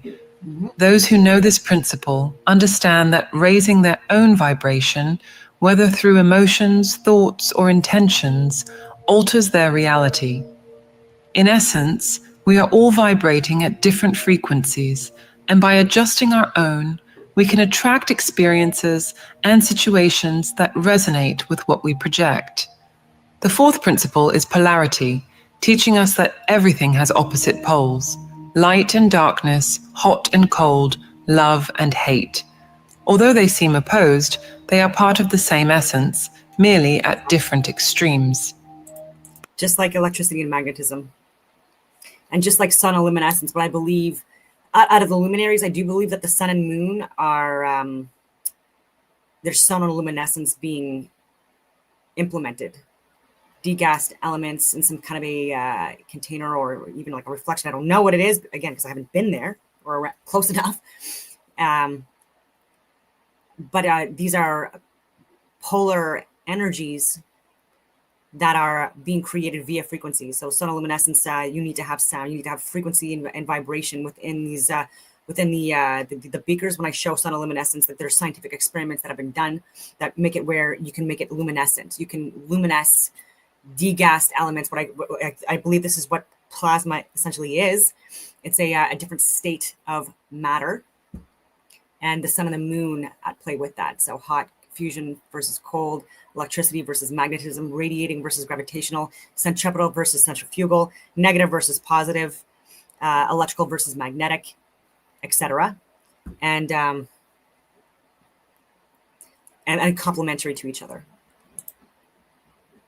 By understanding this, we become more capable of navigating our emotions and circumstances, recognizing that opposites are not in conflict, but complement each other, forming a complete whole. Rhythm is the fifth principle, suggesting that everything has a flow and ebb, a tide that rises and falls. Like the seasons, our lives also go through cycles. Those who master this principle learn to adapt to life's tides, understanding that, just as day follows night, moments of difficulty always precede new beginnings.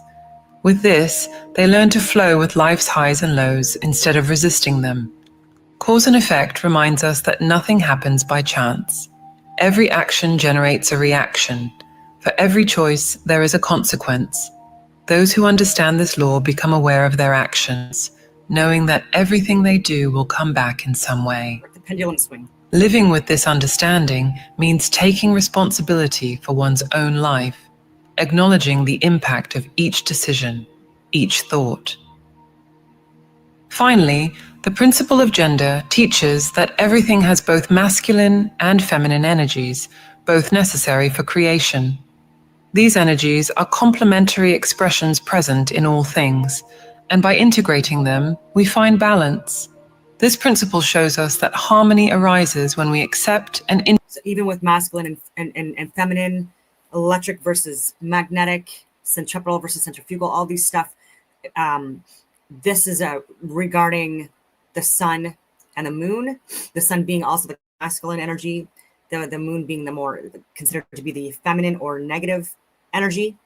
And out of these forces, the sun is it is the stronger force. And this is why I also believe that out of these energies, out of what we're calling electricity and magnetism, I believe that magnetic energy is absolutely the stronger force and what's keeping this cosmos contained and how we're able to experiencing it, but also requiring that electricity as well, or the gravitational electric forces as well to experience itself. And so again, the sun being represented throughout history as various different mythical entities or deities or religious figures like Mithras, Dionysus, Horus, Jesus, Krishna, Apollo, countless others, and the moon, Selene, Isis, Mary, Diane, Miriam,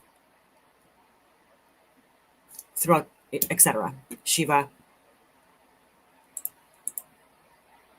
integrate these poles within ourselves. Together, these principles form a powerful map. Each, on its own, opens a door to new understanding, but it is in applying them as a whole that one begins to live a life in harmony with the universe. After all, what kind of transformation takes place when all these principles are incorporated into someone's life? The law of cause and effect is one of the universe's most evident and inescapable forces. Every action we take and every choice we make generates ripples that spread out, influencing the reality around us. Nothing is by chance. Everything surrounding us results from something previously set in motion.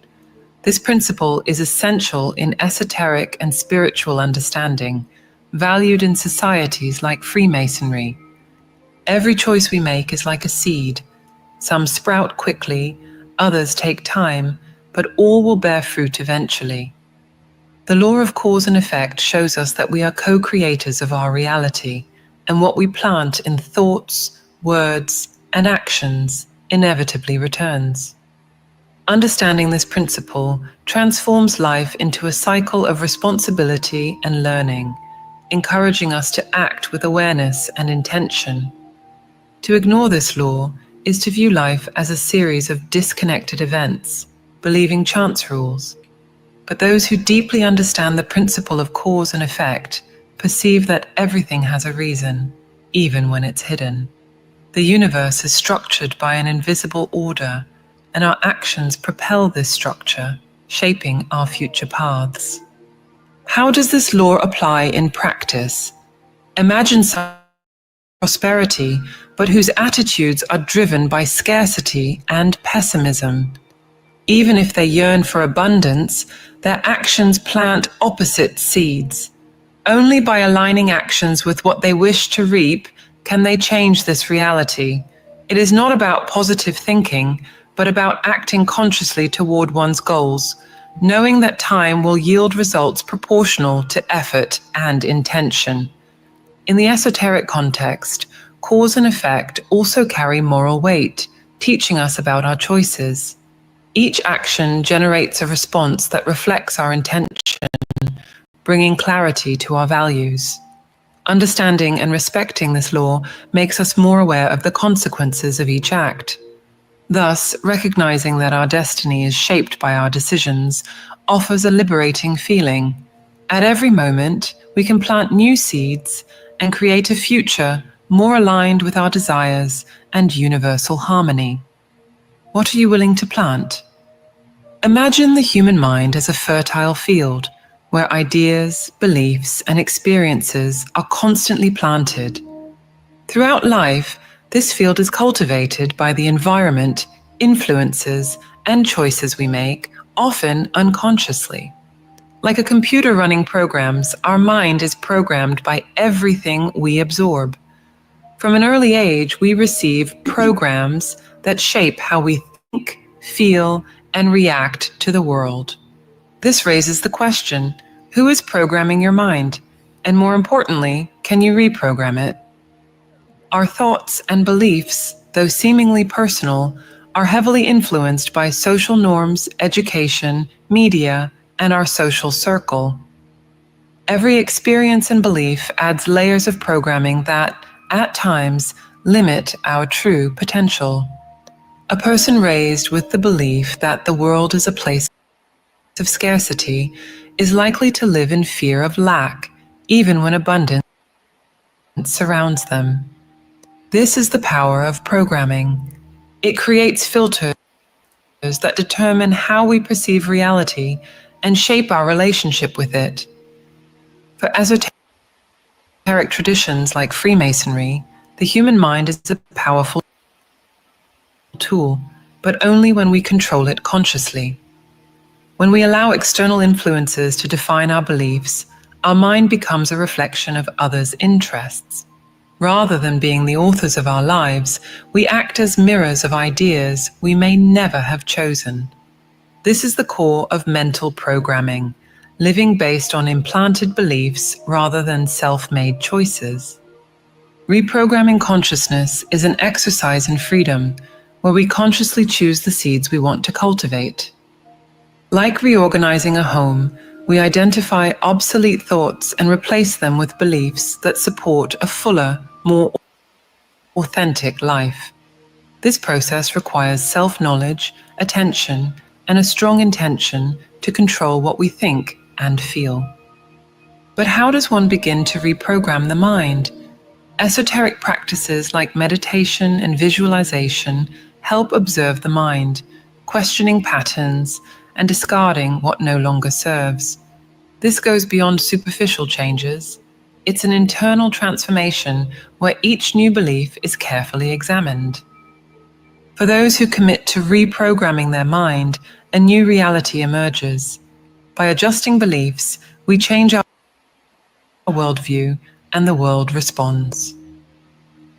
The principle of care is an essential force within natural laws, often overlooked but vital for esoteric practice. It's a deep, not superficial care, genuine commitment to our thoughts, feelings, and actions. This principle is the link that connects intention, thought, and action, allowing the reality we desire to manifest fully. Care is the energy that transforms ideas into action and desires into reality, connecting mind and heart to a clear purpose. Without it, any understanding of natural laws remains incomplete, as care is the link that aligns our will with the invisible forces that structure existence. By genuinely caring, we create a resonance that influences our surroundings, people, and circumstances in subtle but powerful ways. For esoteric traditions, the principle of care is a key to expanded consciousness. It helps us transcend the ego and see life from a broader perspective. When we truly care, our vision extends beyond ourselves to encompass the world around us, revealing the interconnectedness of all things. This state of unity consciousness removes the contradiction between thinking, feeling, and acting.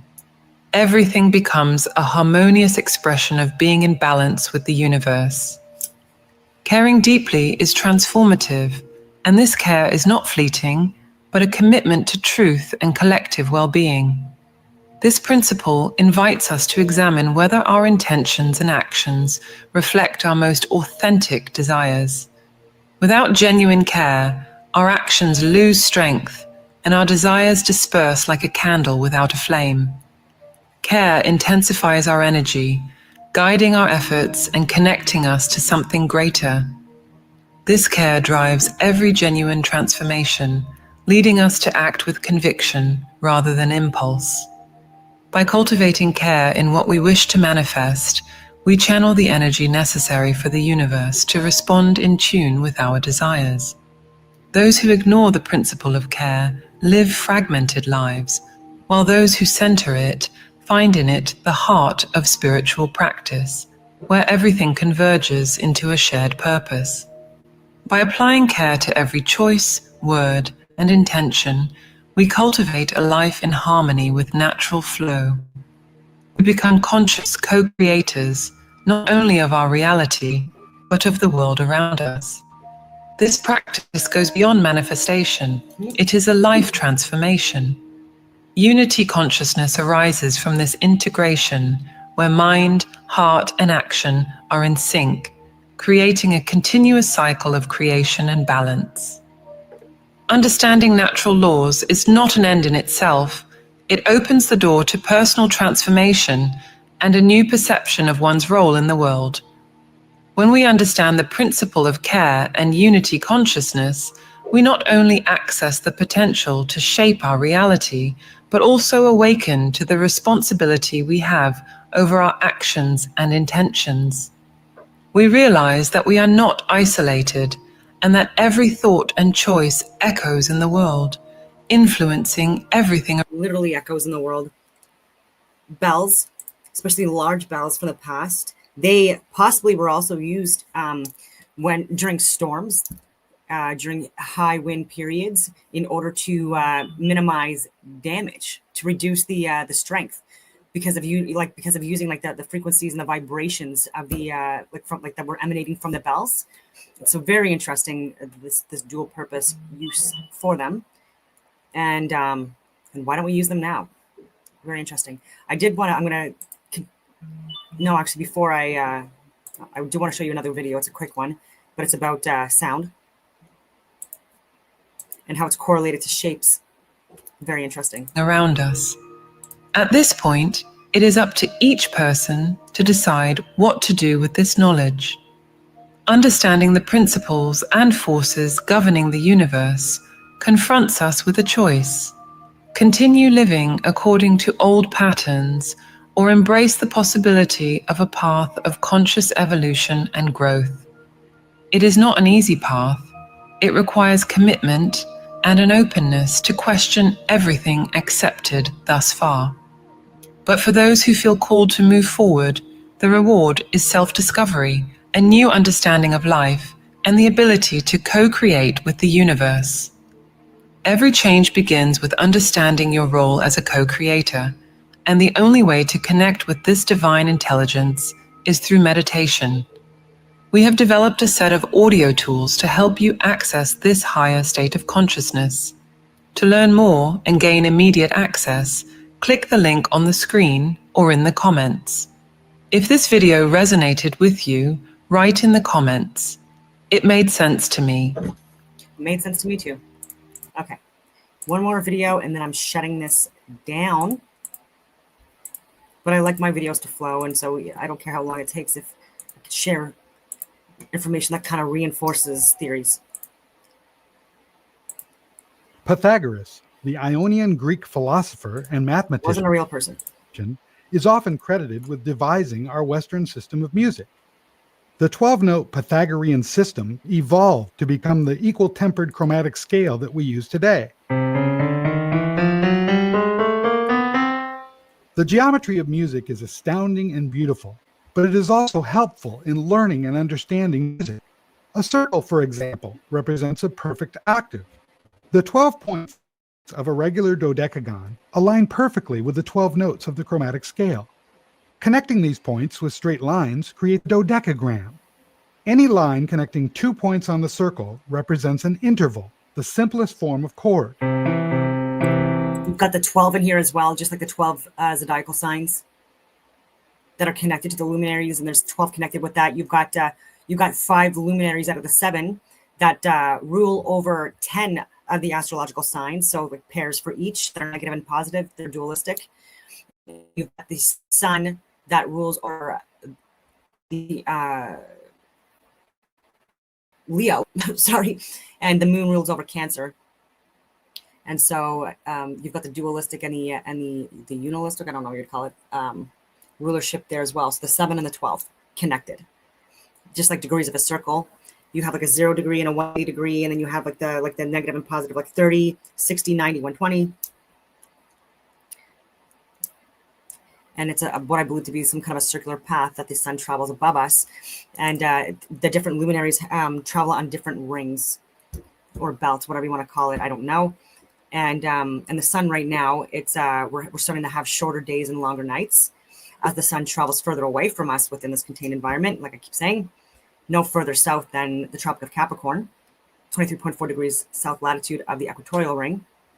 But now you have the moonlight. It's 16, 17 hours of moonlight during this time. So this is also very interesting to me how we're like that. Anyways, it's interesting to me because I try to track and follow the sun's path, the moon's path, Venus, for example. Like I've said this before as well, but it like throughout the seasons, depending on what season it is, or it could be an evening star or a morning star, which is why I also say Lucifer, who's called like the evening and morning star. Lucifer, it's in the name, like, but it's also connected to Venus, not Satan. And in the belt, there's 12 zodiacal signs, and so you've got Aries is usually represented on the left. Libra is usually represented on the right. It is what it is. Misinterpretation of the travel path of the sun, possibly, because I don't believe that the Earth is spinning. I believe it's the luminaries that spin above us, and that the Earth is a stationary plane. And so, yeah, Aries in the east, Libra in the west. And then you've got, depending on the astrological wheel, you've got either Capricorn at the top or Cancer. It's usually Capricorn. And then you usually have Cancer at the bottom. And then the sun's travel path when we have, when we start heading towards the equinoxes, we tend to have, again, like I've said, like the equal amount of day and night. But then also also the sun's travel path through the day as well. It does a spin or a revolution, whatever you want to call it, or a rotation above us through the zodiacal belt as well. So it's daily and annually. And so between 6 and 8 a.m., it travels through Aries, and then 8 to 10 p.m. through Taurus, and then Gemini, and then Cancer. And then as the sun sets, it's usually around 6 p.m. It just so happens that Libra, which is to the west here, the sun sets in the west.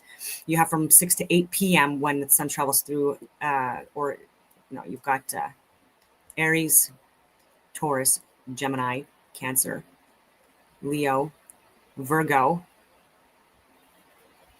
Libra, Scorpio, Sagittarius, Capricorn, Aquarius, Pisces, and then it goes on like that. So from 6 a.m. to 8 a.m., when the sun generally sets, again, especially during the equinoxes, the spring equinox the sun is also correlated to 6 to 8 a.m., 8 to 10, 10 to 12. Usually during the day, the sun is at its peak and it's at the highest point at 12 p.m. So this would represent the north. And then you have 12 to 2, 2 to 4, 4 to 6. Okay, yeah, so from Libra, 6 to 8. And then by midnight, especially when the sun's traveling through the equatorial ring, this is when we have midnight to 2 a.m., 2 to 4 a.m., 4 to, and then anyways, it goes on from there, 6 to 8. So we have a divine clock that not only tracks the day and the night, but also the seasons. I'm all over the place. I'm so sorry. But anyways, I'm talking about music right now and how it's also connected. Yep. Triangles represent triads: augmented, major, minor, and diminished. Tetragons, or quadrilaterals, like squares, diamonds, rectangles, kites, and various trapezoids, represent tetrachords: major seventh, minor seventh, dominant seventh, minor seventh flat 5, dominant seventh flat 5, diminished seventh, and augmented seventh, some of the most commonly used chords in music. Pentagons represent pentatonic scales: major, minor, modal, and others, and pentachords, with the major, minor, and dominant ninth being the most common. Hexagons represent hexatonic scales, such as the whole tone and minor half step. Heptagons represent heptatonic scales, the most commonly used scales and modes. Heptagons also represent tetrachords with upper structure triads. Octagons represent octatonic scales, such as diminished scales and some dense octachords. Larger polygons represent larger scales, nonatonic, decatonic, and hendecatonic. The 12-sided dodecagon is the largest polygon used in music and represents the full chromatic scale. Chords and scales are transposed by rotating shapes around their center and transformed by reflection over one or more of 12 possible axes or mirror planes. Transformation is a form of musical cubism, like the cubism of Picasso, where the subject is painted or material is sculpted from multiple perspectives. In an upcoming video, we will explore the symmetry of music and expand on cubism. Until then, have a nice day. Oh, I want to play this too.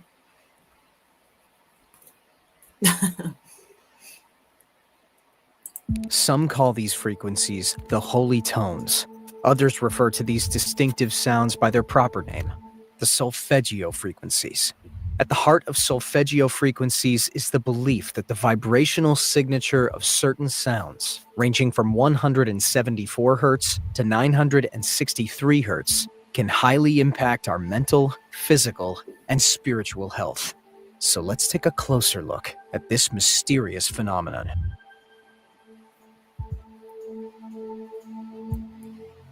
The ancient solfeggio scale, known as just intonation, is renowned for its use in the Gregorian chants, but its history can be traced back to biblical times. The 6-tone scale and an additional 3 tones discovered since is considered by many musicologists and scientists to have a positive effect on the mind and body. Back in the 11th century, a Benedictine monk named Guido di Arezzo introduced the musical scale we now know as the solfeggio frequencies, though modern research contests that the scale dates back much further. The monks used the original 6 solfeggio notes in their Gregorian chants, which we now know consist of the frequencies 396, 417, 528, 639, 741, and 852 Hz. Unfortunately, by the 16th century, the scale was lost, though the exact cause is unknown. Some say the solfeggio was abandoned for a new music scale. Others argue that it disappeared among Western Europe's Middle Ages political and religious turmoil. And there are even some who posit some more, well, conspiratorial theories, from biblical secrets to plots by the Roman Catholic Church. But why exactly is this important? Why should you care how musicians tune their work? It's important because many argue that we lost more than a simple musical scale when the solfeggio scale was replaced. The solfeggio scale is mathematically consistent with the patterns of our universe. Solfeggio frequencies are a set of 9 electromagnetic tones that are required to have the power to heal and raise consciousness. This ancient scale has far-reaching potential, from repairing emotional trauma and opening up spiritual consciousness to deepening our relationships and altering DNA. The atoms in our bodies, the molecules and atoms in inanimate objects, thoughts, and sounds, all things in our universe are in motion, vibrating. Even the planet itself vibrates and resonates at its own frequency. The human ear can only hear a limited range of vibrations per second. In science, the number of vibrations per second is known as frequency, measured in hertz. The human ear is only capable of hearing sounds that vibrate at the frequency of 20 hertz to 20,000 hertz. At the heart of solfeggio frequencies is the belief that the vibrational signature of certain sounds, ranging from 174 Hz to 963 Hz, can positively impact our mental, physical, and spiritual health. They form the basis of ancient sacred music traditions dating back to the 8th century, such as the Gregorian chants and Indian Sanskrit chants. The solfeggio frequencies commonly associated with the Gregorian chants are a form of monophonic song of the Roman Catholic faith, dating back to the 9th and 10th centuries. Solfeggio fundamental sounds were used in both Western Christianity and Eastern Indian religions, chanted by the Gregorian monks and in ancient Indian Sanskrit chants.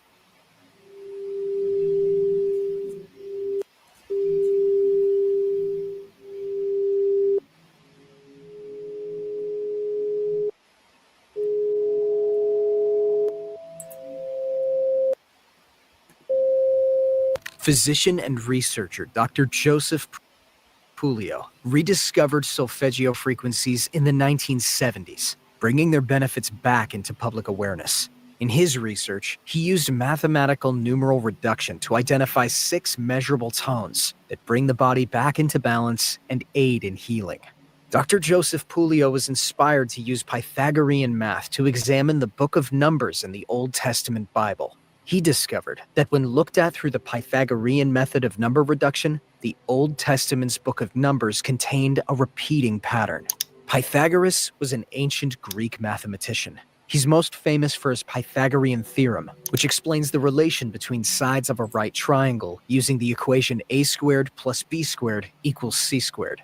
Not only was Pythagoras important to math, but he also had a tremendous impact on the ancient Greek philosophers, from Plato to Socrates.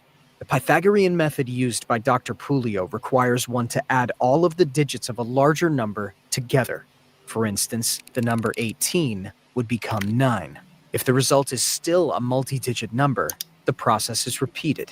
184 is reduced to 13, which is reduced to 4. When Dr. Puleo applied this method to chapter 7, starting with verse 12, he noticed a pattern developing with every 6th verse. Verses 12, 18, 24, 30, and so on repeat sequence 396.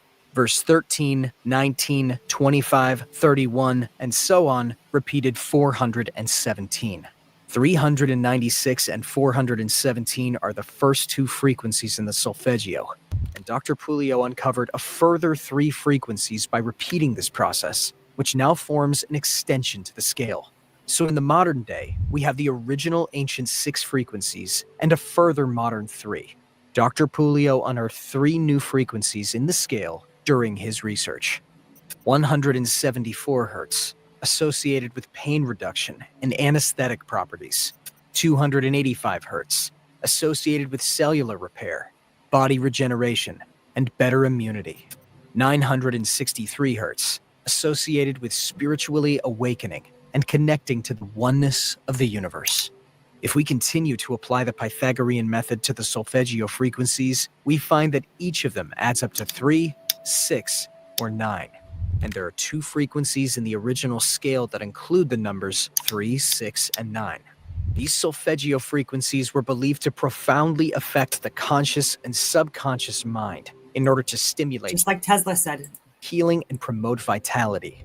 Thanks to Puleo's work and the renewed interest, many scientists have since unearthed more evidence supporting the positive effects that these frequencies have on the human body. Based on the research of musicologist Professor Willie Appel, it's likely the scale was first introduced by Guido di Arezzo, a Benedictine monk. Monks of this order of the Catholic Church followed the rule of Saint Benedict. The earliest example of the scale was his musical rendition of the hymn to Saint John the Baptist, or Ut Queant Laxis, based on an 8th century poem attributed to another monk named Paulus Diaconus. These frequencies are also said to have healing attributes. 396 Hz. The first is thought to help liberate us from guilt and fear, which is arguably one of the biggest obstacles we face. 417 Hz. The second helps with the undoing of situations and facilitating change in our lives. It's said to alleviate the conscious and subconscious mind from past traumatic experiences. 528 Hz. The third is perhaps the most famous of the frequencies because of its reputation for creating profound transformations and miracles. It's even been linked to the repair of human DNA, the most basic building blocks of our bodies and minds. 639 Hz. The fourth is said to improve our connection and relationships with the people around us. This includes healing strained relationships and creating new ones. 741 Hz. The fifth is connected to expression and solutions, helping us open up and share our gifts with the world more fully. 852 hertz. The sixth and final of the original notes returns us to the spiritual order, improving our access to the spiritual or sublime. Mother Earth's natural heartbeat rhythm is the frequency of 7.83 hertz, also known as the Schumann resonance. A 7.83 hertz frequency is an alpha-theta brainwave frequency in the human brain. Alpha-theta brainwave frequency is a relaxed, dreamy, sleepy state. That's also when cell regeneration and healing happen. It's no surprise that people nowadays, especially in bigger cities, are unbalanced, irritated, reactive, and angry, and diseases are rising in astronomical numbers. The electromagnetic fields generated by power supply systems, telecommunications, appliances, computers, and other technology produced by humans are extremely powerful, and in some cases have been associated with increased incidences of cancer, heart disease, depression, and other diseases. Exposure to strong electromagnetic fields in residential areas and in certain occupations has been documented as significantly increasing the incidence or risk of some diseases. Certain groups of people, such as the elderly, children, pregnant women, and the weak, have been found to be more sensitive or susceptible to adverse effects from these fields than the rest of the population.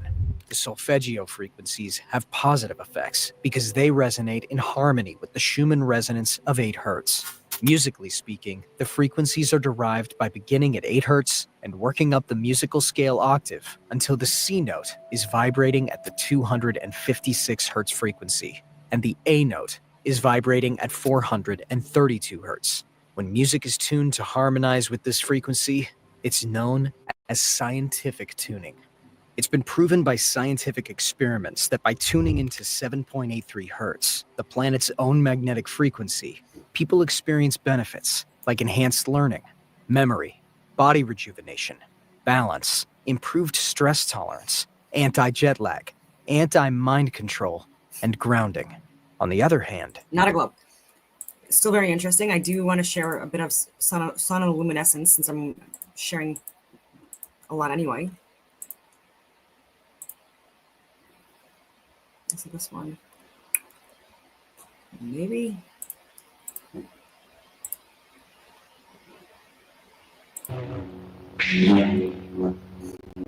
It's a process called sonoluminescence. The first time I saw sonoluminescence was in a darkened room. I've shared this before, but here you go again.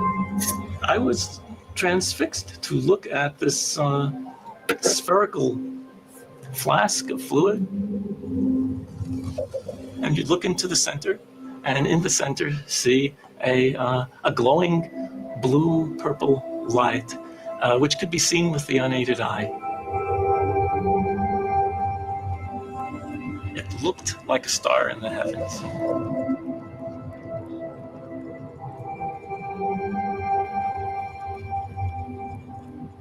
Seth Putterman called it the star in a jar, a tiny spot of bright light contained in a flask of liquid.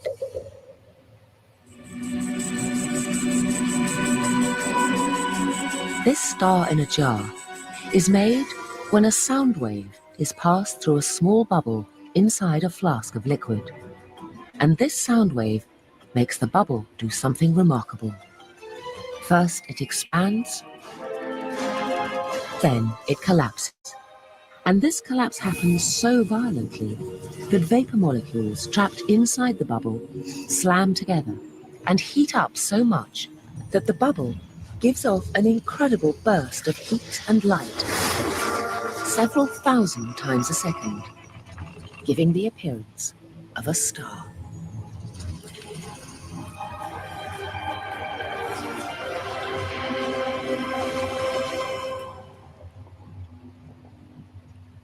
What made the phenomenon so exciting was the temperature of this star in a jar. On its surface alone, the light burns at tens of thousands of degrees. That's where they'll lose me. And Seth Putterman now contemplated a tantalizing possibility. Could the core of the collapsing bubble be even hotter? Hot enough for fusion.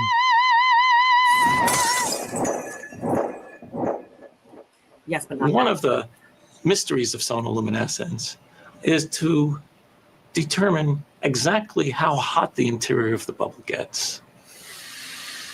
In the sun, the interior can be millions of degrees. Hot fusion, and there's also cold fusion. So, and then even with these like types of like crabs underwater that also create sonoluminescence, and then ice crystals as well. Sonoluminescence can be created. Hot enough to cause fusion. And the thought crossed my mind that perhaps inside the collapsing bubble, the interior of the bubble might also get hot enough to cause fusion.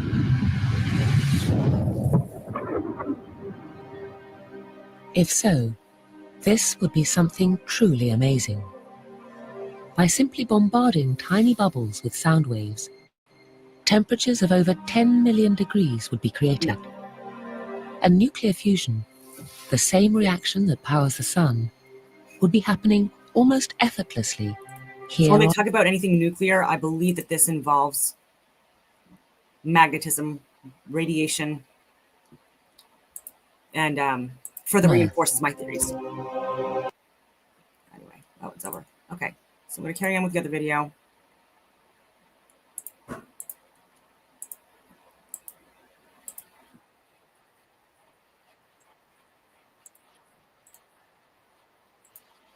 Experiments were done where Schumann resonance, the exposure of 7.83 Hz frequency, was removed from the individual's environment.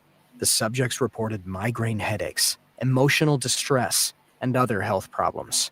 This shows how important it is to be in tune with the Earth's magnetic frequency. Well, sound healing is basically the use of sound to bring us back into an aligned state in which our body can take care of itself. Our own natural immune system can kick in correctly. And we have research showing how this happens so that we now become naturally stronger. I like to say we become in tune.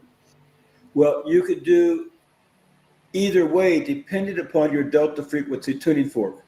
Researchers in the 1970s found that when exposed to solfeggio tones, the DNA in cells could better absorb ultraviolet light without damage. In another study, researchers exposed people to sounds at 432 Hz and later at 440 Hz. Participants had lower blood pressure and breathing rates and reported feeling more satisfied when listening to this frequency. Sound healing can also be a natural anesthetic, as it can help relieve pain.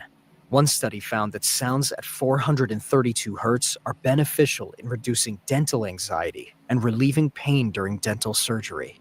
There's a palpable peace when we're absorbed in quiet, and a different kind of rejuvenation when we hear the wind in the trees.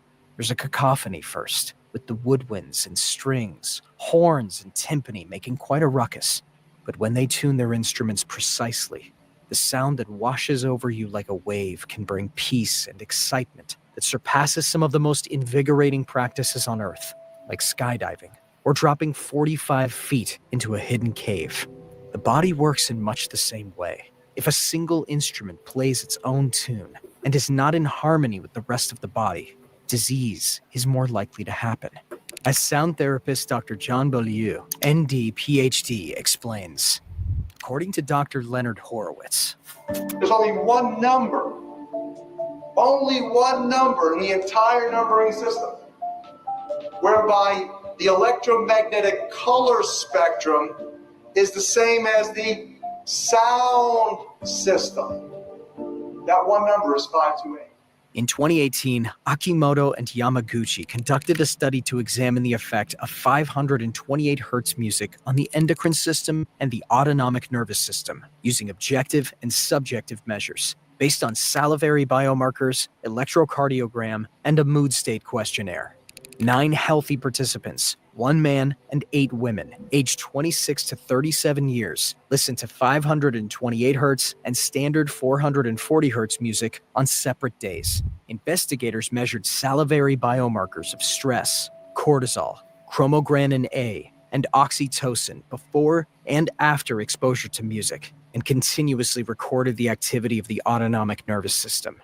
The Profile of Mood State, 2nd edition, was also administered as a subjective indicator of stress.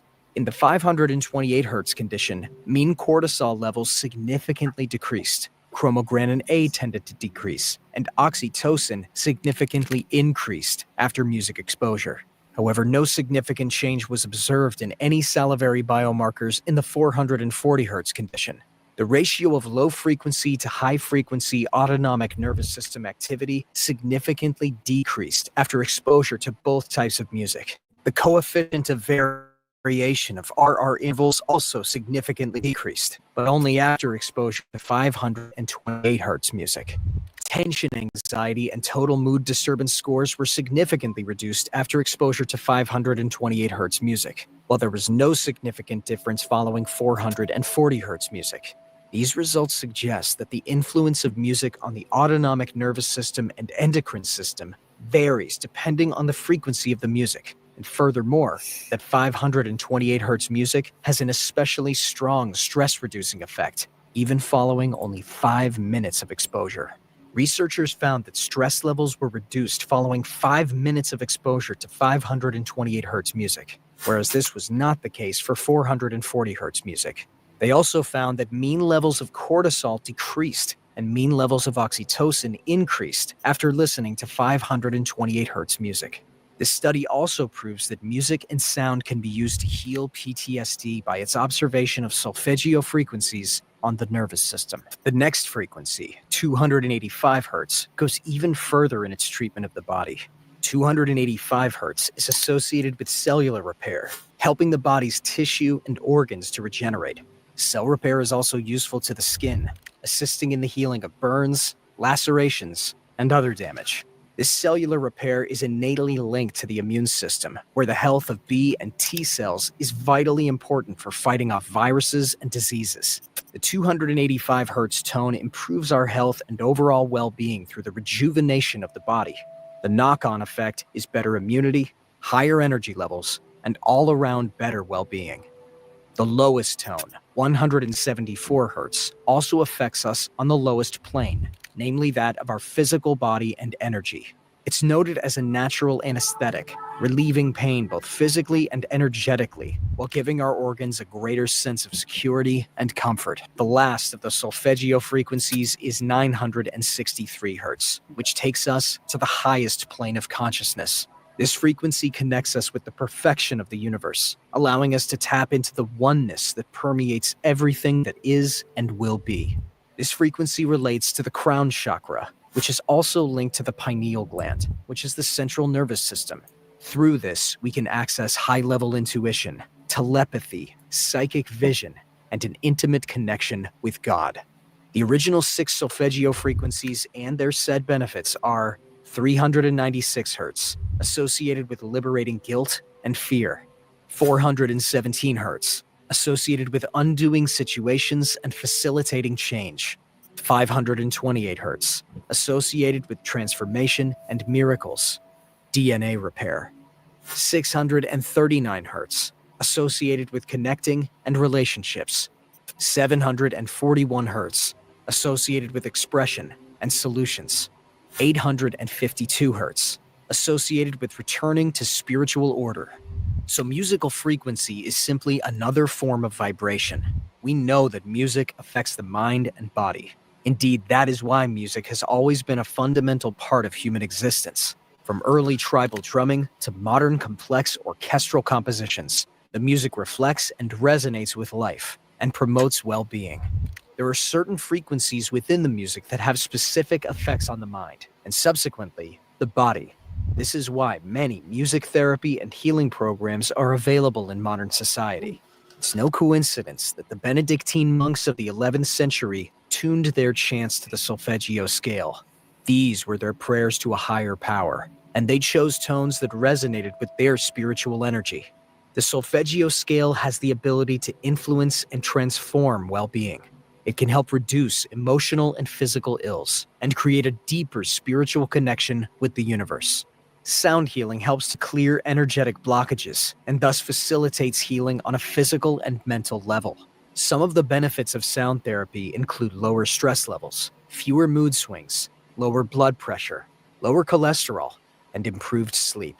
Over the years, sound healing has also been used to treat a number of conditions, including anxiety, depression, post-traumatic stress disorder, autism, and dementia. Because of its calming and relaxing effects, solfeggio music is highly beneficial for use during meditation. It can be challenging to achieve a meditative mind state, but using these frequencies as a guide can make it easier. You can listen to solfeggio frequencies or use them with binaural beats during a sound bath meditation. Binaural beats are two different tones. Yeah. Okay. This is very interesting to me, and I've said this before as well with vibrations. When people meditate, some of the mantras are lam, bam, ram, yam, ham, and some people say sham, om. Some people don't have the sham in there; they have just the 6 different mantras. Some have 7, but it's it's also assisting with like the vibe, like our own like electromagnetic fields. It's increasing it, right? Just like hummingbirds, they hum, they vibrate in order to be like in order to travel. And so this is what we can do as well with the humming. This also can heal us as well. Anyways, on that note, I will leave it at that, and I hope that everyone has a wonderful rest of your day.